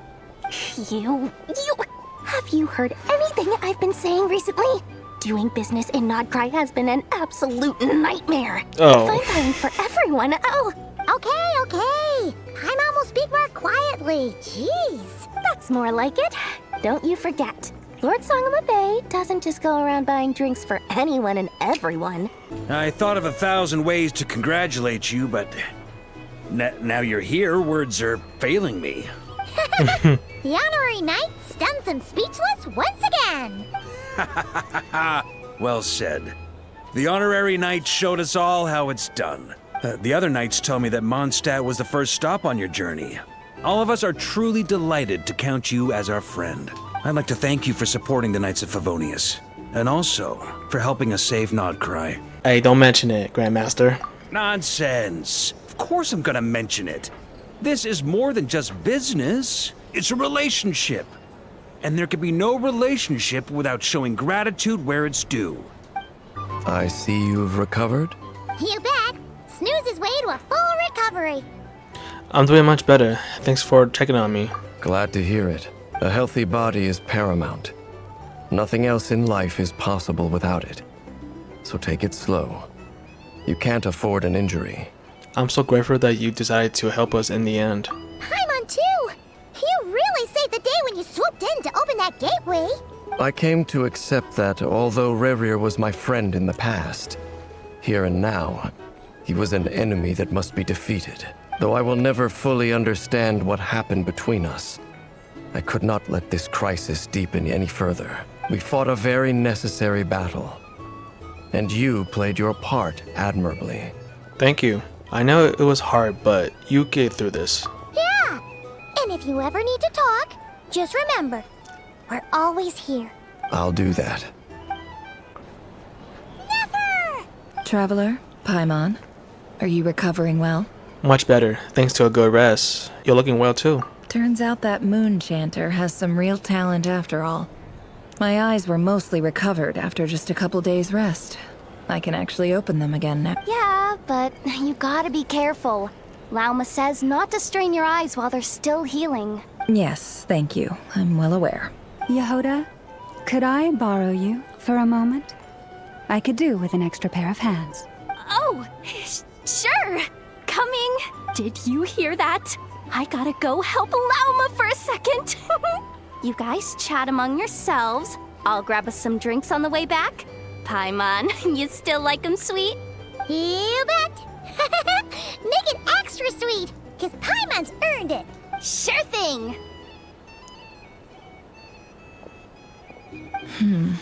What's on your mind? The Raker of Solnari. Kind of a snake, don't you think? More of a wolf in my mind. No, definitely a snake. A poisonous one who spewed his venomous hatred everywhere. True. Anyone who seeks revenge out of hatred for other people has become a snake. That's something my dad used to say. I guess he didn't like seeing people go down the path of vengeance. Perhaps. I'm sure it sounds like a very wise and open-hearted perspective to your ears. But me? I think hatred is a perfectly justifiable emotion. What else is left when everything you depended on in life gets stripped away? Something's gotta fuel that drive to keep on living. When I look at your life, I see a lot of things you can't depend on. If you're worried about me, you can nip that in the bud. I'm not someone who gets stuck in the past. It's just... I suddenly feel like I was wrong to call my father a liar. He was just a fool. That's why the academia turned their back on him. Oh, father. How much better things could have been if you were a skilled liar. Look at the Ibis King. Thoth is a fiendishly cunning liar. And yet, strangely, he feels more like a father to me than my real dad ever was. He's never brought it up, but I'd bet he feels the same way. Why else would he give me the power to perceive the truth, while at the same time training me in the art of deception? Sadly, I never heard the Abyss King's voice. What's he actually like? Well, King Deshret banished him to Aru, which is essentially a prison, and posed 3 questions to him. He promised that he'd have his freedom if he could find the answers. His response was to take on a physical form and approach me, hoping that I could become his envoy and search for one of the answers on his... Did he really think I'd fall for that? He's stuck there. He can't make me return what he gave to me. Sounds like he was nice enough to you. You definitely sound like father and daughter. So that's enough for you to decide he's nice, is it? He's a prisoner, and he was scared. So he decided to perform some good deeds to win people's approval. He lives in fear because he's a deceiver. How is Rerir any different? You can't work as a spy your whole life and expect a happy ending. It's preposterous. Yet I can't say I don't understand it. Liars live in the darkness of their own making. But it's still human nature to want to go on living. They say that a liar's soul is the most worthless thing in the world. What do you think? I think I had to disagree with that. Oh, really? Well, it takes a very kind person to find compassion even for liars. If you ask me, the soul of a liar really is worth nothing. Because all they care about is themselves. Yeah. For example, when something good falls into my lap, I don't go sharing the news around. Stops other people trying to steal it from me. I have a feeling some people over there may have overheard that. So be it. They have sharp ears. I can't keep anything from them. Is that your way of saying you've warmed up to them now? Oh, is that what it looks like? What it looks like is you're starting to see us as your friends. Well, you all know my past now. And I can't simply eliminate everyone who knows too much.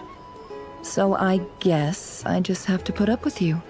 For the foreseeable future, at least. When you find yourself in a situation you can't control, the safest play is to keep calm and start monitoring everyone involved like a hawk. In the intelligence world, you need to have a sense of perspective and play your hand accordingly. If you understand what's at stake, please ensure my secret is safe with you. I trust you'll respect my wishes as a friend. But don't forget, I will also be watching you like a hawk. Sure. Very good. Oh, wait! Now that the panic's over and we've all calmed down, Paimon suddenly remembered something. What is it? After all that build-up, our mystery ally never showed up even once. Huh?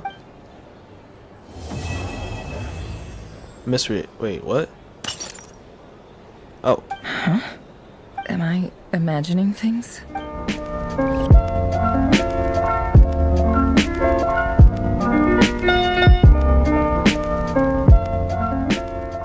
Wait, mystery? So, That close colleague who stayed behind with you? What's he been up to recently? Oh yeah, I forgot about that. Never mind. Don't know, don't care. I get more normal human interaction from hanging out with Bosco too than him. Although, now you mention it, he hasn't bothered me in a while. I wonder if... If he's disappeared without a trace, it's the biggest gift he ever gave to the world. But I somehow doubt that's what's going on.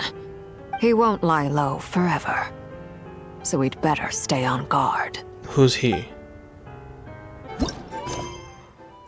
Oh, wait, what? Oh, what? We're still not done yet? Motherfucker. Ah, Lord Sangama Bay.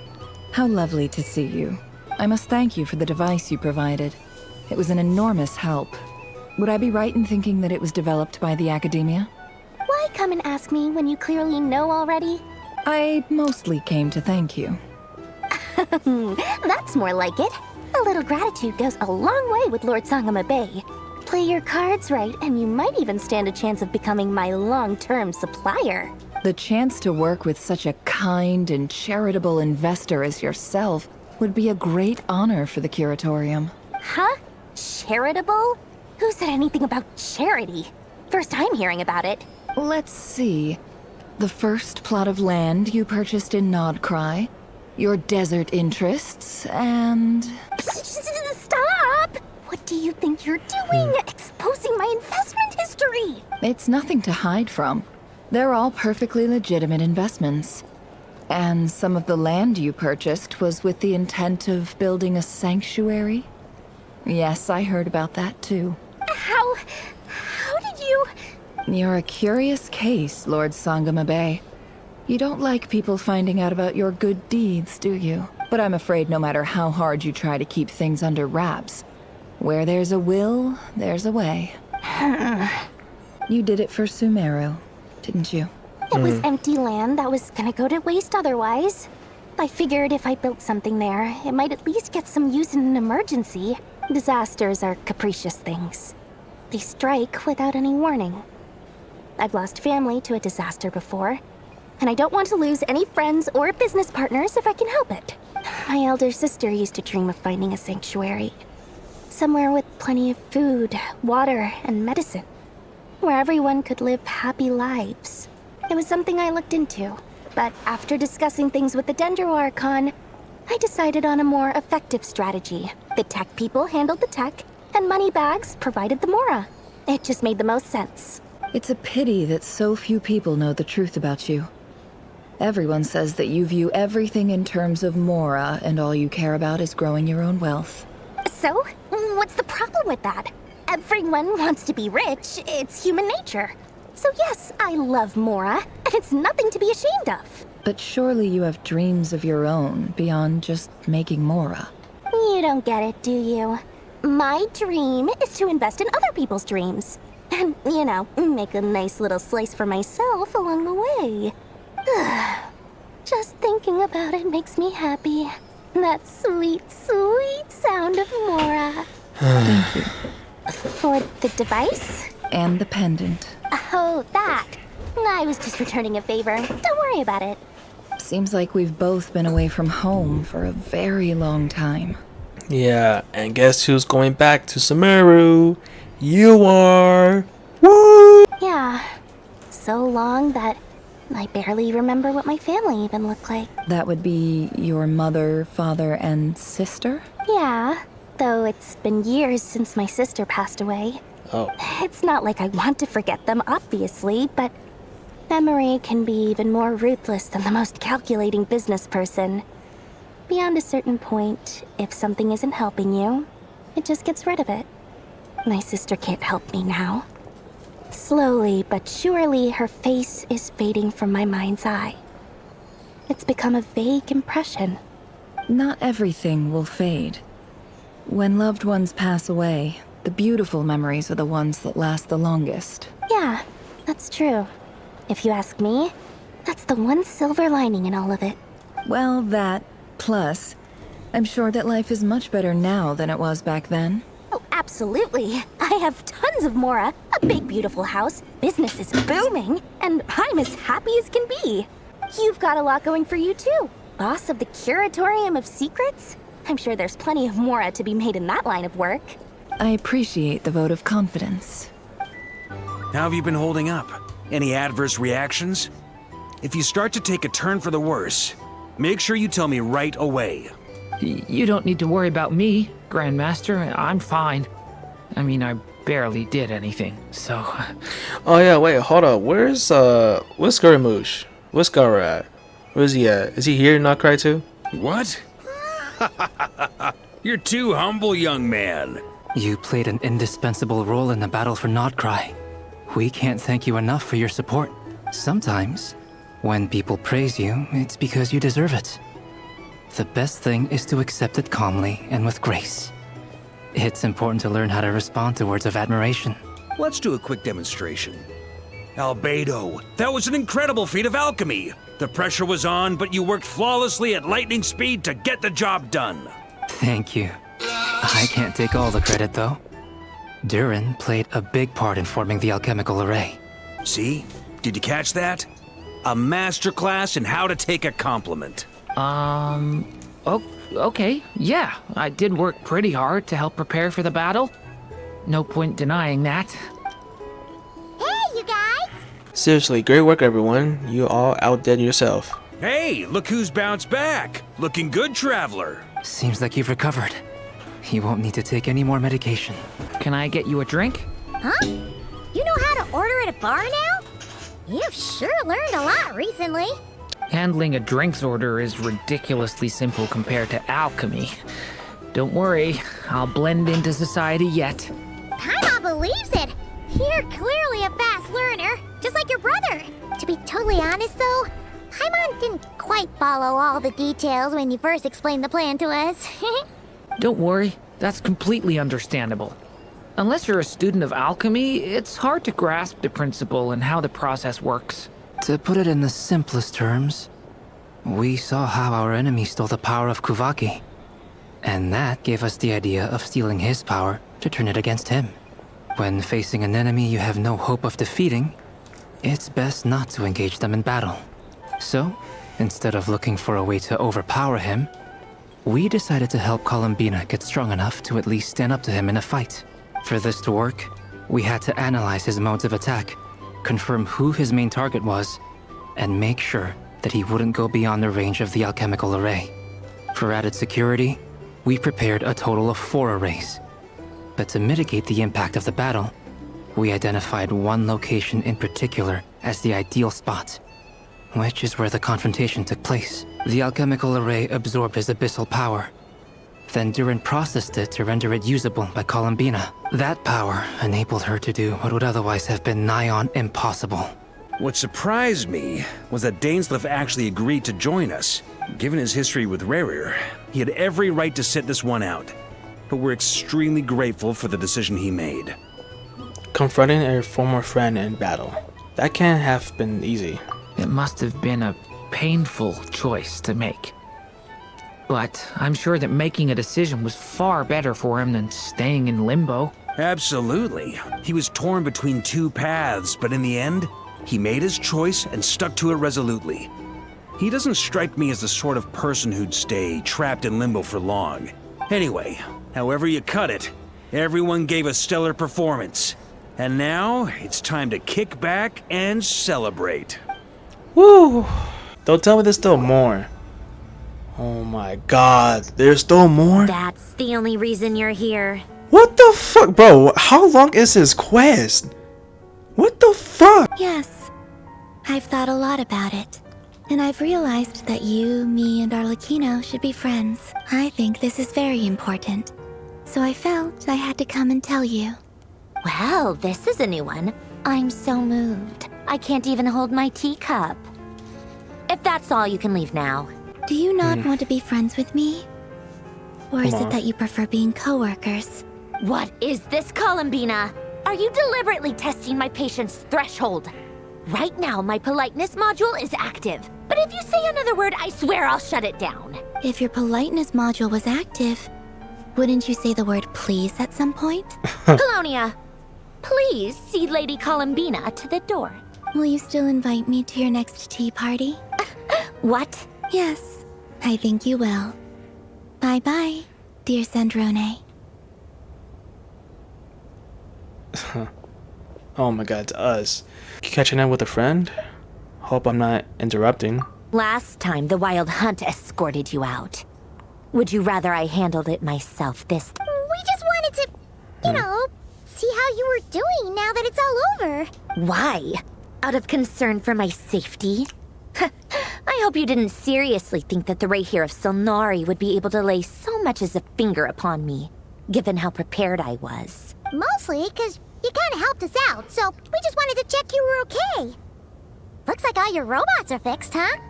I spy books and teacups on the table. Afternoon tea, so we are interrupting after all. Oh, don't you worry about that. Tea time is already a write-off. The visitor before you managed to kill my appetite. If you're in the mood for tea, go ahead and help yourself. Otherwise, it's going to waste. My coasters are still missing in action, though. Use this notebook instead. Whoa! Pretty hefty notebook. Look at all those calculations. You can ignore those. They're just dumb scribblings. I doodle and write in my free time. Sometimes I remember the distant, dreamlike past. Sometimes I imagine the far-flung future. And other times, I grit my teeth and note down all the crazy nonsense going on in the present. Some people do the crosswords in the newspaper. This is my equivalent of that. Trying to predict the future is like daydreaming. And writing about the present just makes me furious. The past is my favorite. If nothing else, it's already set in stone, so I don't have to rack my brains trying to figure it all out. Huh. Although, having said that, the only vaguely interesting memory in my past is probably that guy they call Lord Artificer. Lord Artificer? You mean Elon Galutin? Who else? Pretty much all the mecha in Fontaine are his personal handiwork. Who's that? Wait, are you saying you know him? Like, personally? As a friend? Wait, do we know him? I mean, I guess we were friendly enough. So you've actually met him, but he lived hundreds of years ago. Yep. In fact, I'm probably the only normal person left who knew him at all. We used to chat occasionally back when he was still around. Before he passed away, he asked me to destroy all his manuscripts. I honored his request, but I did read through everything first before destroying them. I mean, I couldn't let the genius of Lord Artificer Alain Guillotin disappear like that. Would have been such a waste. Alain? Wait, who's that? Hold on, let me check real fast. Who's that? Oh, it's that kid. Oh, wait. So is that Sindrore right there next to him? I know him. So, that's where the formulas in your notebook are from? I just told you. Those are my equivalent of crossword puzzles. They're just dumb formulas that I solve for fun when I'm bored. Alain's work was like epic poetry. The formulas in my notebook are just silly little riddles in comparison. Not that there's anything bad about them. I mean, at least, solving those riddles isn't going to hurt anyone. Except me, because I lose a few brain cells in the process. Anyway, while we're on the topic, I might as well tell you about what happened to him and his friends. Alain Guillotin had two close buddies, Renee and Jacob. Yeah! They spent their childhood years together in the Narzissenkreuz Institute. They were all quite competitive, so there was some rivalry between them. But it was a friendly rivalry. But beneath the friendship and the rivalry ran something deeper, a sense of nostalgia for the past. Unfortunately, childhood would end, the prophecy would come true, the apocalypse would arrive, and the future would never be. A mad dream that would normally only capture the minds of lunatics begin to take root in their hearts. A dream of saving the world. And if Renee and Alain had been people of lesser wits, that dream would probably have ended up as something for them to joke about in their older years. But alas, they were some of the sharpest minds around. They nurtured that dream with the full power of their intellect, and it grew into something that ate away at their souls. The first of them to fall under its spell was Renee. Against Alain's wishes, he persisted in experimenting on a mutual friend of theirs to try and save their life. Jesus, Alain did not approve and parted ways with Renee. Jeez, that was bright. It's complicated. Alain wanted to believe that Renee only did what he did for the sake of their friendship. But when he told me about what happened, I could tell he still had some suspicions about Renee's motives. Perhaps the seed that would grow into a nightmare had already sprouted in Renee's mind. Even then, the next time they met, Renee's soul had been completely engulfed by the dream of salvation. His futile attempt to change the tide of fate only resulted in a wave that swallowed up the world, even before the apocalypse came. And although that wave died down eventually, I hear that it just recently came back with a vengeance. As I understand, Renee wanted to live out his dream of salvation once more. Oh. But I'm told that the attempted resurgence finally died out for good. At long last, Renee awoke from his deluded dream. Though of course by then it was far too late. What do you think of Renee? Do you admire his transcendent genius? His view that any price was worth paying to achieve the lofty goal of saving the world? Or do you despise him? Dismiss him as an evil madman who wrought havoc on the lives of everyone around him as he pursued his delusional dream? Same difference, really. Just a matter of perspective. I don't know, man. What a cop-out. But I suspect you'd have a more incisive and insightful answer if we dug into it further. What about you? What's your take on Rennie? I don't like fanatics who give up their whole lives for their ideology. Nor do I like fools who let their delusions take control. Maybe I could understand if Renee had just been an ordinary person. But he had a sage-like intellect. And still managed to get himself lost in the labyrinth of his own desires. Anyway, that's enough about Renee. Now, moving on to Alain Guillotin, the Lord Artificer. He managed to put a stop to the first storm whipped up by Renee. But after that, Alain lost his friends and family. To his credit, I suppose, the loss of his family and friends was purely a tragic accident. It's not like Alain sacrificed them for his cause or anything. After that, the only thing supporting his work was the same dream that had dragged his closest friend down to the abyss. But although the desire to save Fontaine drove him to found the Fontaine Research Institute, Alain continued to reject any form of transcendental knowledge or power. He was suspicious and fearful of it, having seen the way it had affected his closest friend. I think that formulas and machines derived solely from human intellect were the only thing that gave him a sense of spiritual comfort. Yet Alain's intellect was simply too great. It barely left him space to breathe in his lifetime. Once he realized that the end of his life was approaching, he finally accepted the truth. The Nazissenkreuz Institute needed someone, and a human being, to see its story through to the end. He quit working on his formulas, trading them in for the fairy tales that had played such a formative role in his childhood, but which he barely touched in his adult life. He told me that the director of the Nazissenkreuz Institute used to read those fairy tales to the children as bedtime stories. Apparently, they worked wonders at sending kids off to sleep. I think that all he wanted at that time in his life was to be able to sleep deeply without being plagued by depression. By that point, nothing else really mattered. At the very end, he laid down to rest in the ruins of the former Nazissenkreuz Institute orphanage, while the Fontaine Research Institute he had founded continued tirelessly with its work. Many years after that, tensions over competing dreams would once again cause a rift, this time between members of the Fontaine Research Institute. But the actions of those fools had nothing at all to do with Alain. And that is the story of two people from the Nazissenkreuz Institute who both wanted to save the world. One went all in on his fantasy of salvation without ever looking back, and ended up calmly sinking to the bottom of the deepest sea. The other sought desperately to burn bright in his life, even though he wasn't sure where he was going. I do sometimes wonder, why is it that people like them have such grand hopes of saving the world? Even the grandest tree starts as a tiny seed. So perhaps, for each of them, their mission to save the world began with a very simple desire. They were young children with friends and family who mattered to them, desires to explore the meaning of life, ambitions to have a successful career. They didn't want to see all of that taken away in one fell swoop. Or maybe they just wanted to find something to anchor themselves within the chaos, to stop them getting quietly swept away by the storms of life.